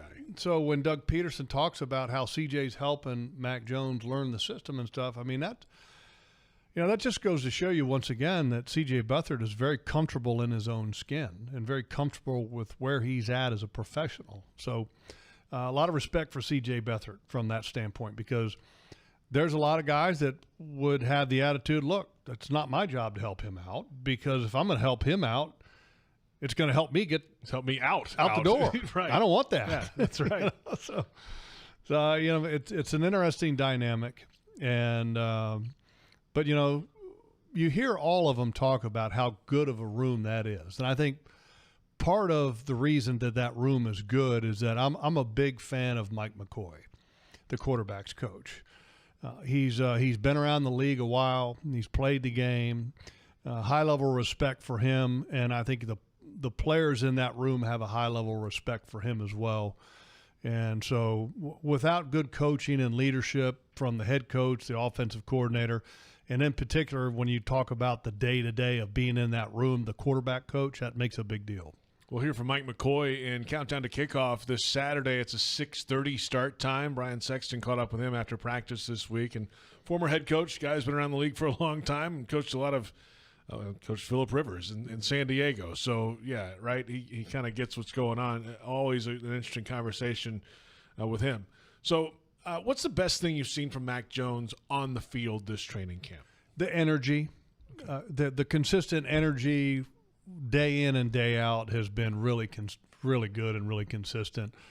The accuracy, the way that he gets the ball out on time has been really good. And again, the arm talent, to go back to what I was saying about how you don't have to change the offense if all of a sudden you go from Trevor to Mac Jones, because they're similar. And this is not a knock on CJ, but CJ just doesn't have the level of arm strength that Trevor and Mac Jones have. I think he has a good arm, but he has to get there by throwing the ball sooner and anticipating, because he just doesn't generate the velocity or the zip on the ball. And there's nothing wrong with that. Quarterbacks accomplish things in different ways. Chad Pennington, for example, had one of the weakest arms in football. I mean, he had literally like a lollipop arm. Everything was, arced because he couldn't generate velocity. But Peyton at the end, right? Peyton Manning at the end, we know from the neck, he lost a lot of zip on the ball. But, I mean, look, both of those guys are incredibly high completion percentage guys and did a great job. That's the quarterback setup this week. Interested to see what comes out of that. And in theory, yes, Trevor Lawrence would start next week in Atlanta on Friday, the final preseason game. Yeah, you would expect. I'm curious how long the starters go in that game, because there's, 16 days off between the game and regular season? Yeah, it's a lot. So you got to get some work in. It's kind of weird, isn't it? Yeah, but that's how it is. I mean, they've added that week.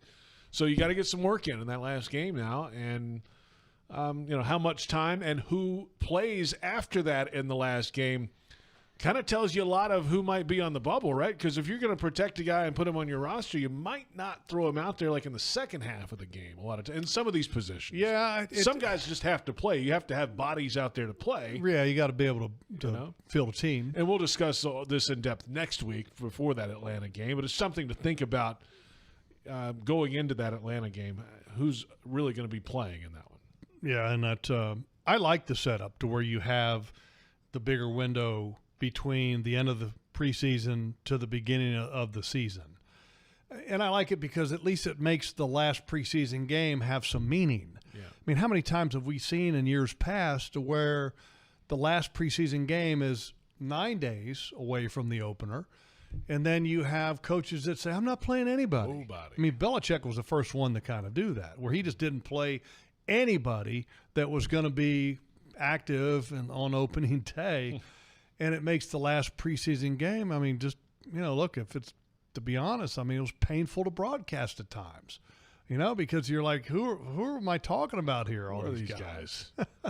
I mean, you know who they were, but, you get my point. It's just, you're not talking about guys that are going to be with the football team. Yeah, who are these guys going to play for next week? Because it ain't going to be the Jaguars. No, I mean, some of them were. I mean, some of the backups had to play, but it was just like, geez, tough, painful. We're back in a moment. We'll hear again from the head coach, Doug Pederson, discussing some young defensive backs who are battling for spots, and Eric Armstead back in the fold, kind of, this week. This is the Doug Pederson Show on Jaguars Radio.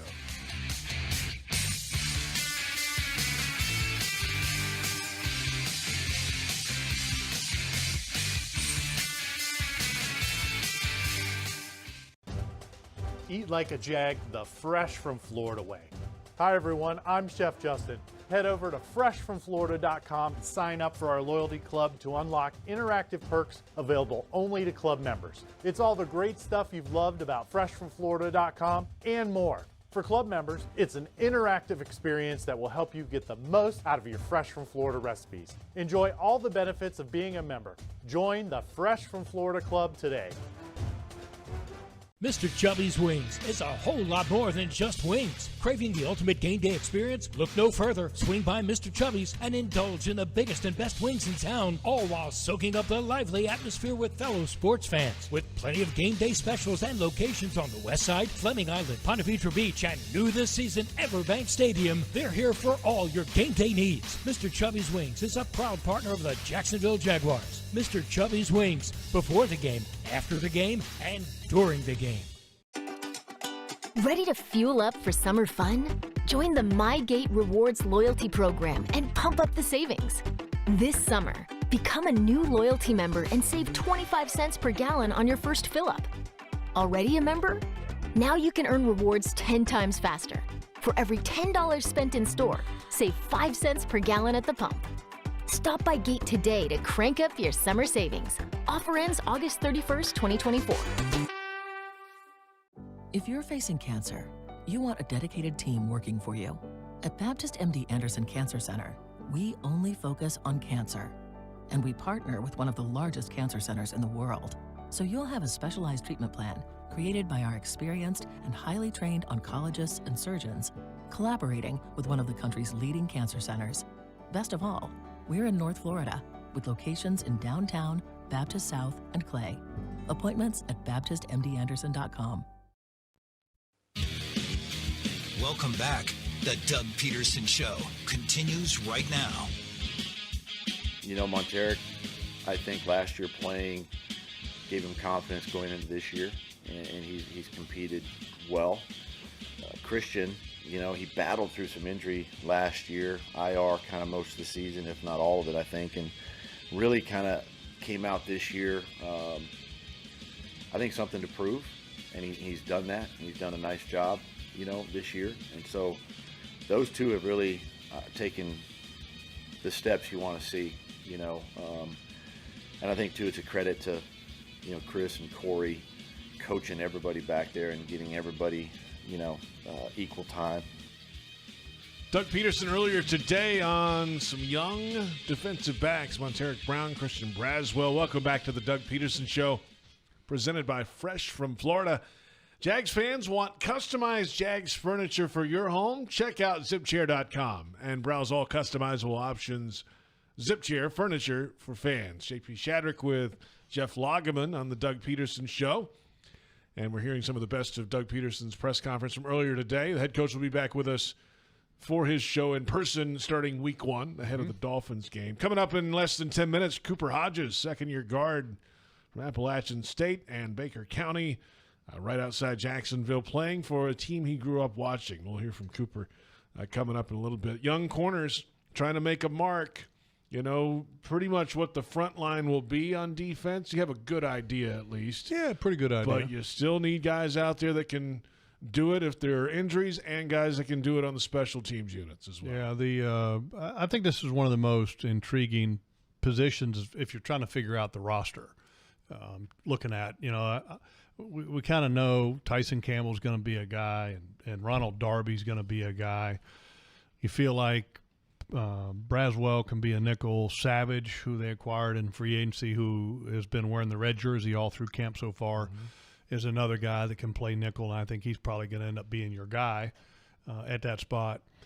And once you kind of get into the depth, though, I think it becomes a little bit interesting. You really like the chances for your draft picks to make the team just because they're draft picks. I mean, typically you have a lot of patience with that, and you have a belief in that.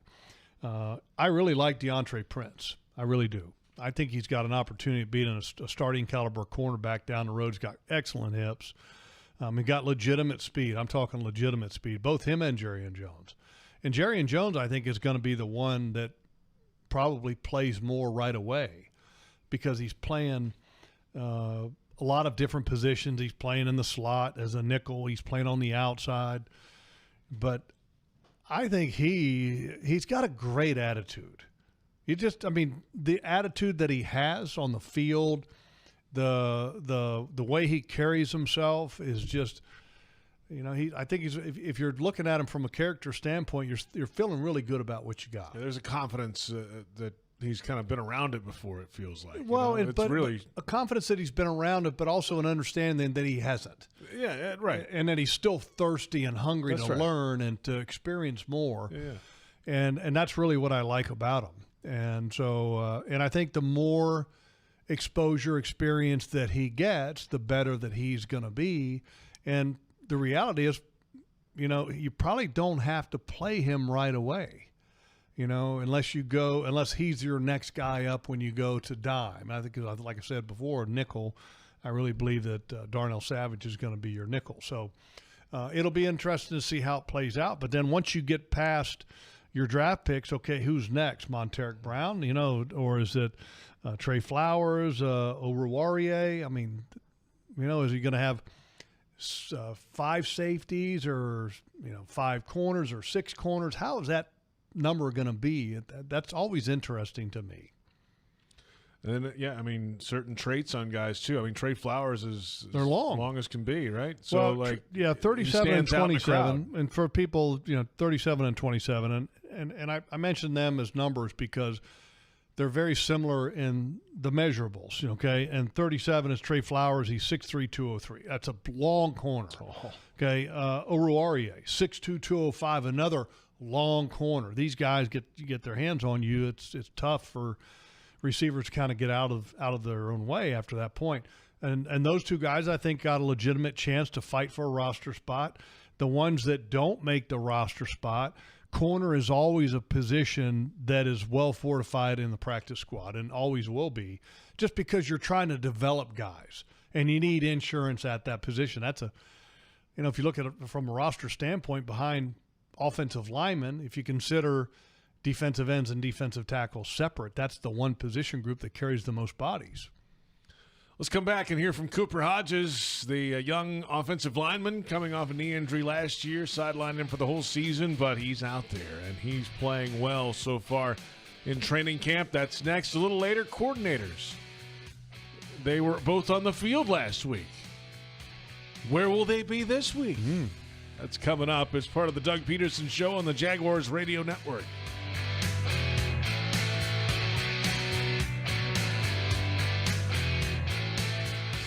To aim higher, run faster. It's what elite athletes do. Always strive for better. At UF Health, we have that same DNA. To not just treat a stroke, but to create a fleet of mobile stroke treatment units. To not just do research, but to use AI to save lives with one of the most powerful supercomputers in academia. We believe, like athletes, that human progress has no finish line. UF Health, National Medical Center for Team USA. If you are an experienced electrician looking for your next big opportunity, look no further than the Miller Electric Company, a trusted name in the industry for over 96 years. At Miller Electric, we tackle the biggest projects in the city, offering you the chance to showcase your skills on a grand scale. We believe in rewarding hard work with the best pay, top-notch benefits, and an unbeatable culture where people actually care about each other. Take your career to new heights with Miller Electric Company. Apply today at millercareers.com. Miller Electric, an equal opportunity employer. The Make It Ford Summer Sales Event is on, so make it your best summer ever with Ford. Now's the best time to get our best deals on a great selection of Ford trucks and SUVs, like the Ford Explorer, the Ford Bronco family, Ford F-Series, and the all-electric F-150 Lightning. These are the deals you've been waiting for, so don't wait. It's the Make It Ford Summer Sales Event, so make it yours. Make it now at your Ford dealer today. Jags fans, a new Everbank Performance account could be your ticket to London this October. Through the Everbank London Getaway, one lucky winner and a guest will receive round-trip airfare, hotel accommodations, and a pair of tickets to see the Jags play in London. To learn more and for official rules, visit everbank.com/London. No person necessary to enter or win. Open to legal residents of 50 United States and D.C. 18 or older. Entry period for the Everbank London Getaway Suites is from 8/5/24 to 9/5/24. To enter and for official rules, alternate method of entry, prize description, odds of winning, and other details, visit everbank.com/London. Sponsor and administrator, Everbank N.A. Welcome back. The Doug Pederson Show continues right now. I thought they did some good things. You watched the one-on-one pass rush. I thought we did good there. Vita Vea is a big, strong, powerful human being, and but that's good for us. It's good for Mitch and the guys to go against, and thought we did some good things. Now it's a unique scheme. We haven't seen it for a year. Obviously, it's the same one that we had here, and so some of the pressure. And again, we're not. You got to understand too, we're not game planning or scheming anything. It's just what we're going against and kind of using our rules. But I thought overall they did some good things. Doug Pederson earlier today, when asked about the offensive line play in day one of joint practices against the Bucs. And this is the Doug Pederson Show, presented by Fresh from Florida. JP Shadrick with Jeff Lageman, and Vita Vea. Yeah, Vita Vea stands out in a crowd, and in a game filled with large human beings, he's right there near the biggest on the field. They list him at 6'4", 347 pounds. And I don't have any reason to believe that that's not accurate, but imagine if Vita Vea were to lose just looking at him out there on the field, right? You see the nose tackle for got the Bucs. A little bit of the extra this right here, that midsection stuff. Uh-huh. Imagine if he kind of got rid of some of that and then was able to play instead of, he's probably been in the 35 to 45 snap range. Imagine he could bump it up to 50 to 60 and then really give you, 50 to 60 really good snaps. Imagine what type of a player that he would be then. Scary. Yeah. I mean, scary. And what Doug's talking about was good for us, because he's one of the strongest human beings in the National Football League. I mean, so Mitch Morse and every other offensive lineman that has to block this dude, I mean, you talk about wanting to drop the anchor, you want to drop the anchor against this cat. Sheriff and Ezra Cleveland and whoever he's lined up over. I mean, even good for like Luke Fortner. I don't know if he got many reps against him. Probably not, but I mean, that's a big dude. That's probably a handful for Cooper Hodges as well, who I caught up with after a practice. In fact, after that first practice against the Buccaneers yesterday. And it's his second year, but he missed his first year with a knee injury. He's coming back. He discussed the toughest part of his recovery from that last year injury and much more. For me, because I was having really good camp. It was, I was thinking about it this way: drafted hometown to my hometown team I grew up going. I was Pete, and then that happened. And for me, it's more mental than anything. You have to be able to just lock in and just develop without being on the field. It's really, it kind of sounds crazy, but you got to get better without being able to play. And you do that, through your film study, your group study, just being around, getting the chemistry, understanding the actual concept of every play. And that's really what I tried to dial into while I was dealing with this injury. And then you get back on the field and you feel almost a step ahead since you've been in the classroom so much and not able to do anything. So once you step back on the field, how long did it take to feel right again physically? Luckily, we did a lot of stuff during OTAs. And so once I got through, I'd say once we started the third phase of OTAs, I was feeling really good, and I felt where I should be, where I needed to be. And, I just felt it took me probably, I'd say, a month, 2 months after I was fully clear to just feel like myself again, But it was a long process, but I'm just glad I'm back, So. Cooper Hodges with us, Jaguars guard. Your performance in preseason week 1, what did you take out of that game, and where can you build upon that now this week going into Tampa Bay? So, that was my first game in Everbank, so it was huge for me. A lot of emotions, a lot of feelings. I think I played, for me, the biggest thing I want to be fast off the ball. I don't play extremely hard, and I feel like I got those things done. For now, it's just cleaning up the little things. And just growing every week by week, practice by practice. You got a bunch of veteran guys on this line. Dudes that have played a lot of football. Oh, yeah. Mitch Morse just walked by us a second ago. How much do you lean on those guys now? You've been around it for almost going into year 2 now, but to have that type of knowledge, guys that can lean on, how have they helped you kind of move along? They're extremely, essential to how I've developed. These guys, they have coaching points on almost every rep, and for me, it's being able to. But what makes a really good offensive lineman, in my opinion, is consistency, and what they're helping me do is be the most consistent player I can be. And their advice, their help, their tips are extremely appreciated, and they're just helpful. They know what they're talking about. They played. I think we did it. I can't remember how many games it was. We counted up how many games Mitch, Brandon, and Shatley have played, and it was an absurd number. So there's a lot of knowledge in that room just by those 3 people, so it's huge. If I'm not mistaken, you've done a little cross-training maybe at center, taking some snaps there. I don't know how much you've done, but what's the challenge there? You played tackle in college. Yeah. Now all of a sudden you're all across the line. I think for me, center's a mental game. It's you're calling out the IDs, you're doing the protections, so you kind of have to understand every position. But like I said, diving into the concepts and understanding what's going on really helped me be able to take the step inside to center. And then once you figure out how to snap and step at the same time, it's gold from there. So I think it just adds another tool to the toolbox, being able to play wherever they need me, however I can be there, and let's just be as available as possible. That is Cooper Hodges. A great conversation with a guy who grew up just outside of Jacksonville and a Jaguars fan. He also told me later that I asked him what was his favorite Jaguars memory as a fan. He's like, probably that 2017 playoff team. I'm like, you know what? Yeah, you were in high school then. That's how long ago that was. But that's a memorable team for him, and Blake Bortles and Jalen Ramsey and that defense and the whole thing. But getting to run out of the tunnel last week for the first time. By the way, I know you're looking it up right now. I beat you to it. The number of games played by those 3 guys. I would say well over 300. Oh, yes. Well over 300. Not over 400, though. Close to it. Yeah. Shatley. You're talking about Sheriff, Morse, and Shatley. Games played. Let me guess, okay? I'm going to go with – because I didn't get Shatley. Okay.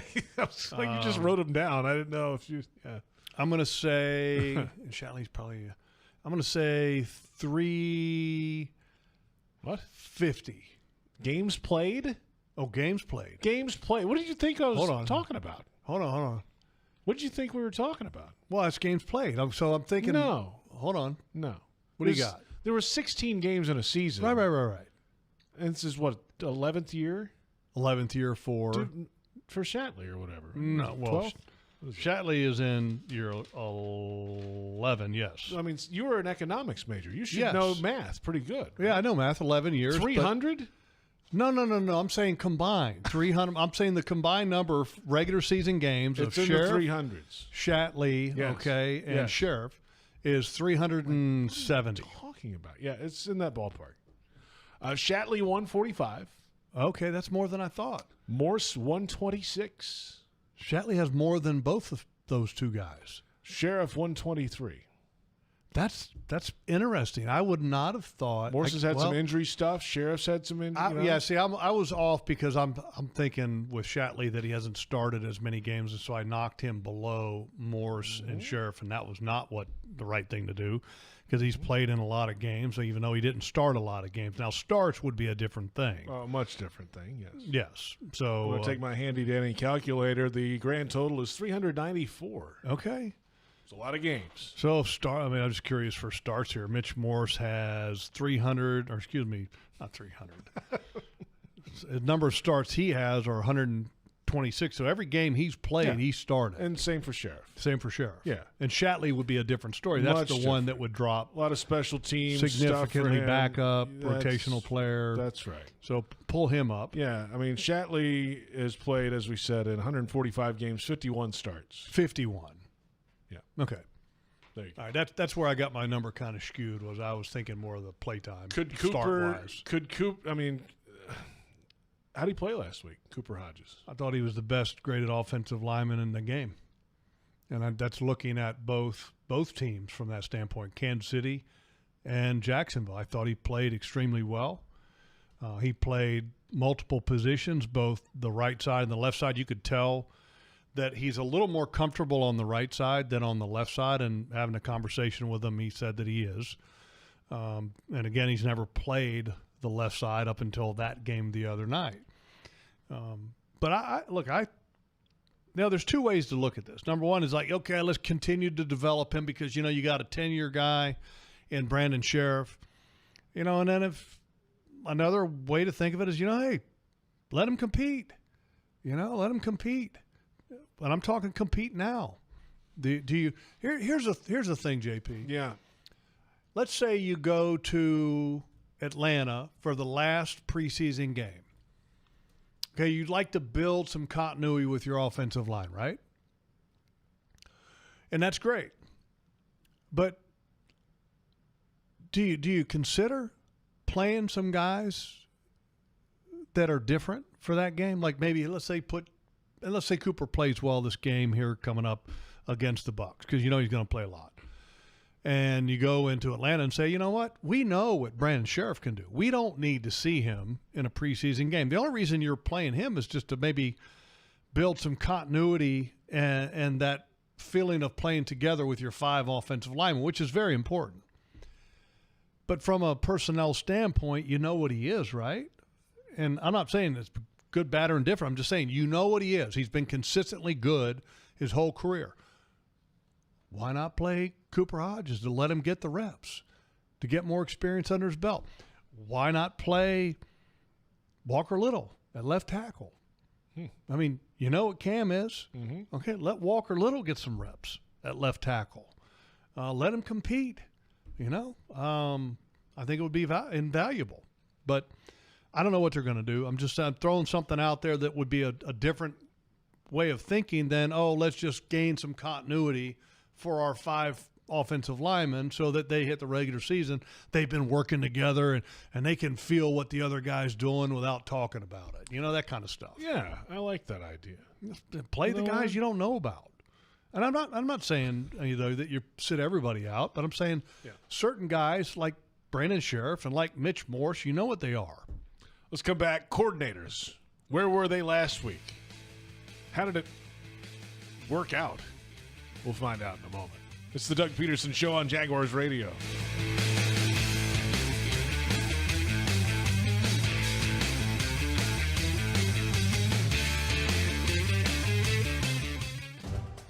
Eat like a Jag, the fresh from Florida way. Hi everyone, I'm Chef Justin.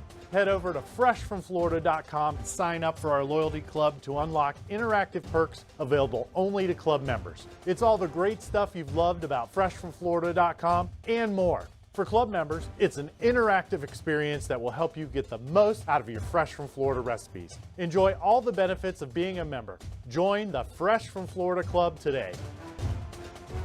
Mr. Chubby's Wings is a whole lot more than just wings. Craving the ultimate game day experience? Look no further. Swing by Mr. Chubby's and indulge in the biggest and best wings in town, all while soaking up the lively atmosphere with fellow sports fans. With plenty of game day specials and locations on the West Side, Fleming Island, Ponte Vedra Beach, and new this season, Everbank Stadium, they're here for all your game day needs. Mr. Chubby's Wings is a proud partner of the Jacksonville Jaguars. Mr. Chubby's Wings, before the game, after the game, and during the game.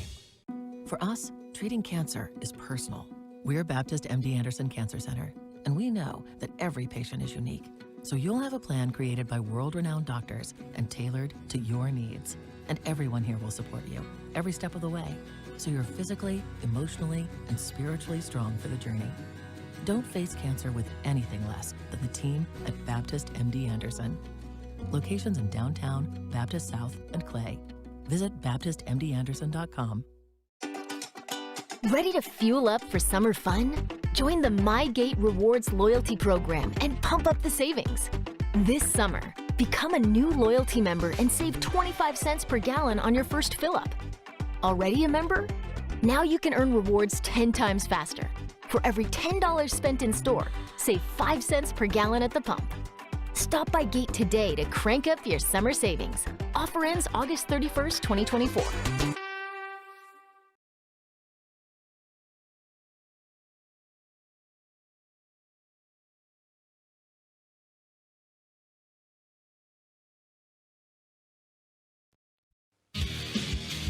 Welcome back. The Doug Pederson Show continues right now.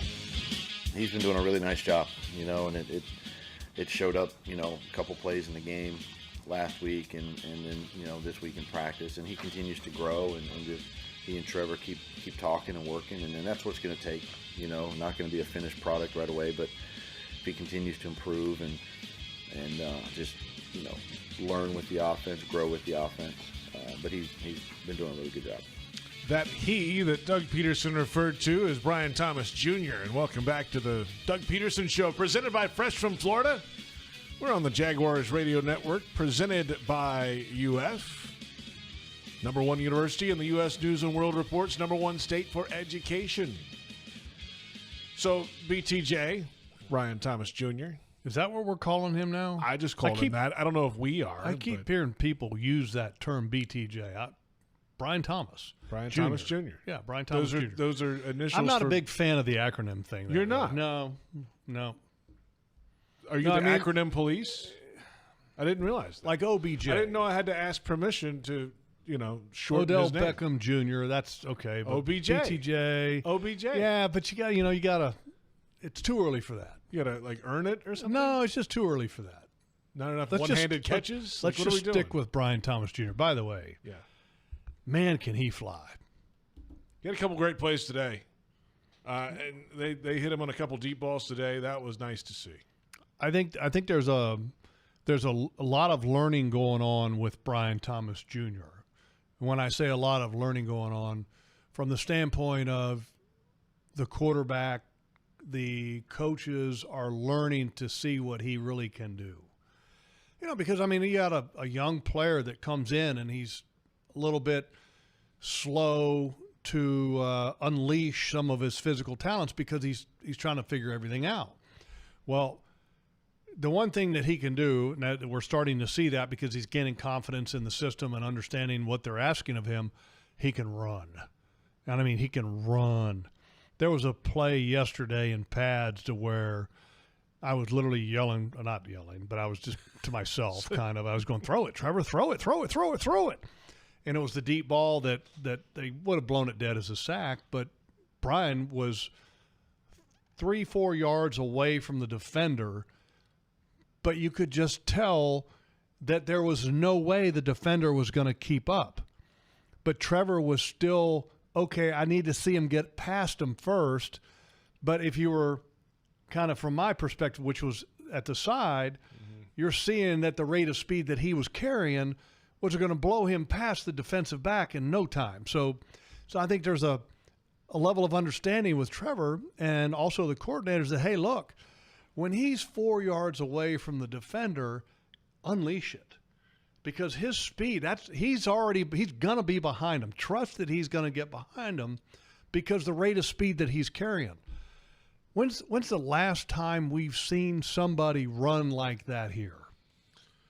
Justin Blackmon had a little of that. Justin wasn't that. Justin was at best a 4.6. Justin, for real, Justin Blackmon was. Once he got moving, he could run. He was a 4.6 guy. Okay. I mean, we're talking about a 4.4, sub 4.4 guy that when he's got the pads on, he doesn't get slower. He might get faster. A-Rob didn't have that. A-Rob didn't have that? Okay, here's another question, another way to ask it. I'm thinking like earlier years. When's the last time the Jaguars had a legitimate, I'm talking a legitimate, consistent deep threat game in and game out? Jimmy Smith, right?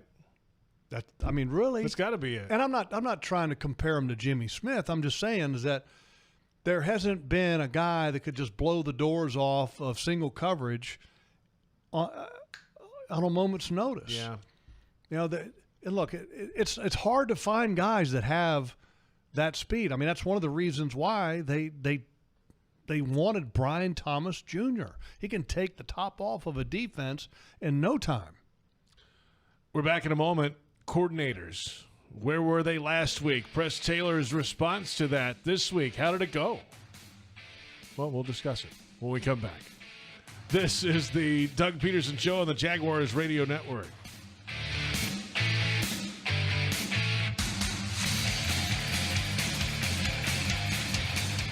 To aim higher, run faster. It's what elite athletes do. Always strive for better. At UF Health, we have that same DNA to not just treat a stroke, but to create a fleet of mobile stroke treatment units, to not just do research, but to use AI to save lives with one of the most powerful supercomputers in academia. We believe, like athletes, that human progress has no finish line. UF Health, National Medical Center for Team USA. I want that. The Make It Ford Summer Sales Event is on, so make it your best summer ever with Ford. Now's the best time to get our best deals on a great selection of Ford trucks and SUVs, like the Ford Explorer, the Ford Bronco family, Ford F-Series, and the all-electric F-150 Lightning. These are the deals you've been waiting for, so don't wait. It's the Make It Ford Summer Sales Event, so make it yours. Make it now at your Ford dealer today.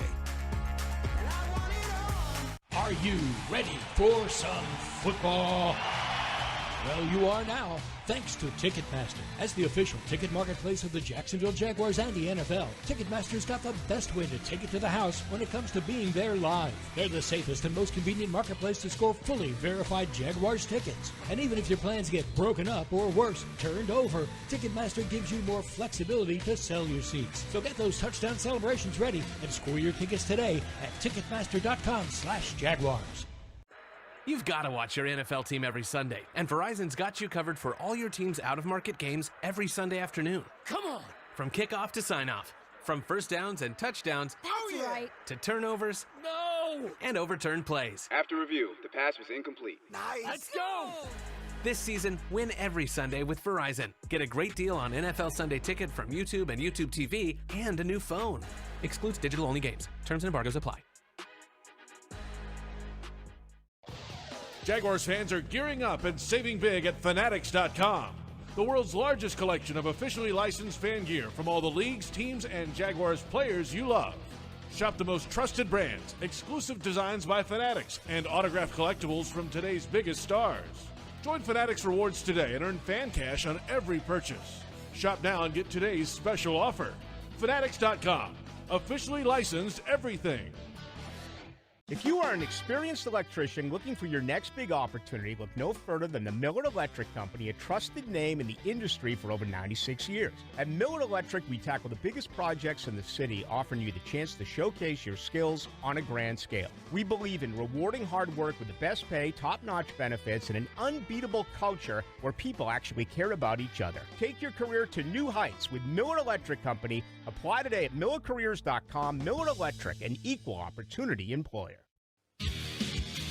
Welcome back. The Doug Pederson Show continues right now. I think there's some really good battles going on the defensive line, offensive line as well, you know, with some of the young guys that are emerging. And it's not, again, you want them to make your 53, but you also would love to get them back on practice squad if possible. So there's always that fine line. I think the secondary, as we mentioned, is another one, another spot. It's just, it's good and bad, you know, because there's a potential of losing good football players. But if you lose good players, that means you've got good players already on your roster. So, Head coach Doug Pederson earlier today, and some bubble positions, cuts coming in a couple weeks. Welcome back. Doug Pederson Show presented by Fresh from Florida. The full press conference from head coach Doug Pederson available at Jaguars.com and Jaguars YouTube. All right, last week, Ryan Nielsen ended up being on the sideline, defensive coordinator for the Jaguars. Doug Pederson was asked going into the game, hey, where, is he up or down? He's like, I don't know. Well, he was asked by you, would he be in the press box or in the coach's booth, or would he be on the sideline to be the defensive coordinator calling the signals, et cetera? Yeah. And I thought the answer was incredibly revealing, even though there really wasn't an answer. And that Doug paused for a second and then said, you know, I don't know. And he said, that's a good question. I'll have to get back to you. That said so much to me, it spoke volumes. And here's why. When the head coach, who's an offensive-minded head coach, is not worried at all about the defensive side of the ball, that's a really good thing. I'm talking, he's not worried about that side of the ball at all. You could tell that with his answer, he was saying indirectly, I don't know. I'm not worried about it. I completely trust whatever he decides, whatever they're going to do over there, because I trust them. And as a head coach, that's incredibly important because it allows you to focus on the big thing, which is being the head coach, game management on game day, and then also contributing what your skill set is, where it's at, which is on the offensive side of the ball. And that's having an influence on what kind of plays are called, and also talking to the players on the offensive side of the ball. Meanwhile, in that same answer, he also volunteered the information that Press Taylor would be on the sideline. Which is different. It's much different. And Press later said, you know, it's a different perspective. You can see players eye to eye. You get that instant feedback and all that goes with it. Yeah, and it's great because, I mean, for an offensive coordinator, you can interact with the players. You can coach them up on the sideline. You can feel their pulse, where they're at. You know, you hear this saying all the time, it's not about the X's and O's, but it's about the Jimmies and the Joes. Well, you're talking to Jimmy and Joe if you're on the sideline. Okay, if you're upstairs, it's only about the X's and O's. The one thing that I will say, though, is the benefit of being in the booth is that it detaches you from the emotion of the game. So you're trying to create the most strategic advantage that you have. And in some respects on the sideline, sometimes you react to the emotion of being on the sideline. And also you may end up not seeing certain things on the opponent. Hey, so-and-so got hurt on that play with the opponent. So, hey, let's go after him over there. We're on the sideline. You may not see that. So I don't know who Press has in the booth right now that he trusts, but you got to have somebody that can be your eye in the sky that you trust at a high level. I just went through the entire roster. We have no Jimmies or Joes on the roster. Really? None. of the kidding 90. me? I looked at the whole thing. How about that? Is that not crazy? We're back in a moment to close up shop for the week. This is the Doug Pederson Show on Jaguars Radio.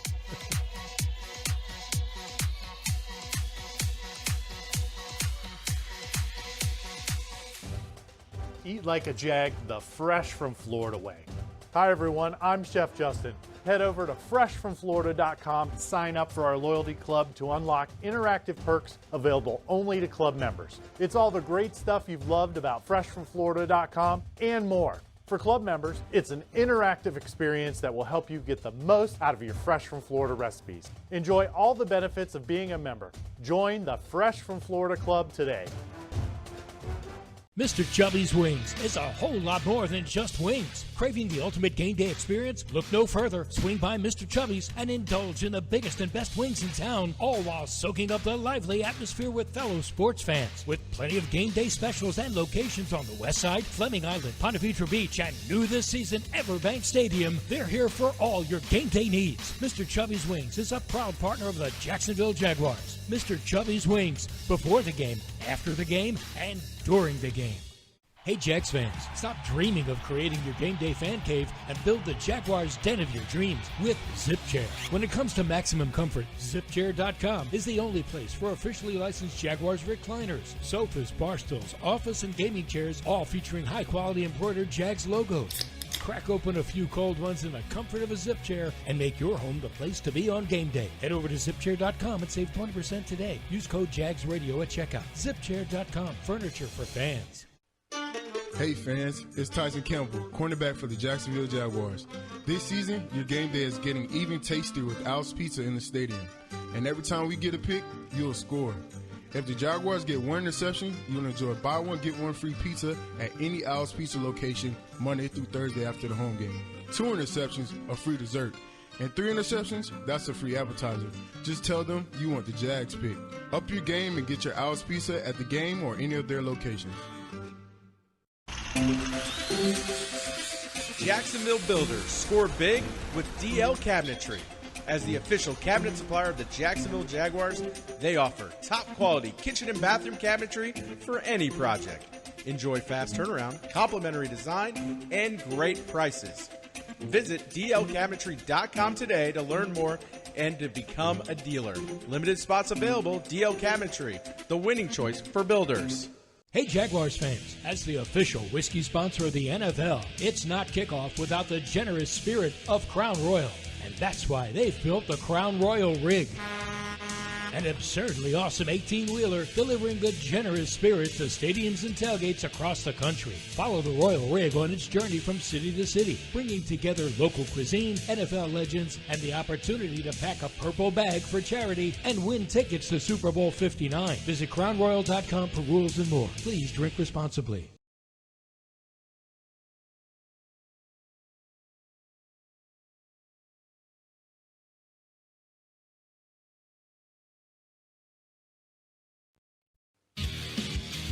Welcome back. The Doug Pederson Show continues right now.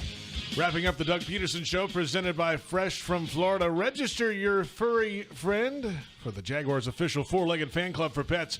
Presented by Forever Vets Animal Hospital. Your pet will receive access to exclusive merchandise, events, and sweepstakes throughout the season. Visit jaguars.com/promotions/four-legged fan club and sign up today. 7:37, the official kickoff time, Saturday night. Jaguars Radio Network coverage 6:30. Countdown to kickoff ahead of the Buccaneers and the Jaguars in preseason week 2. Yeah, it should be a fun game. You know, this is a great evaluation for those bubble guys that we've talked about. You know, who's going to make this football team and special teams. I would just kind of let everybody know that if you're going to be at the game or watching on TV, watch the special teams very closely and who stands out for you, because that's where the coaches will be looking. That's Jeff Lageman. I'm JP Shadrick. Our thanks to Joe Fortunato, Brent Reber, our entire crew at Jaguars Media. Thank you for listening. We'll see you at the stadium on Saturday night for the Bucs and the Jags. This has been the Doug Pederson Show on the Jaguars Radio Network.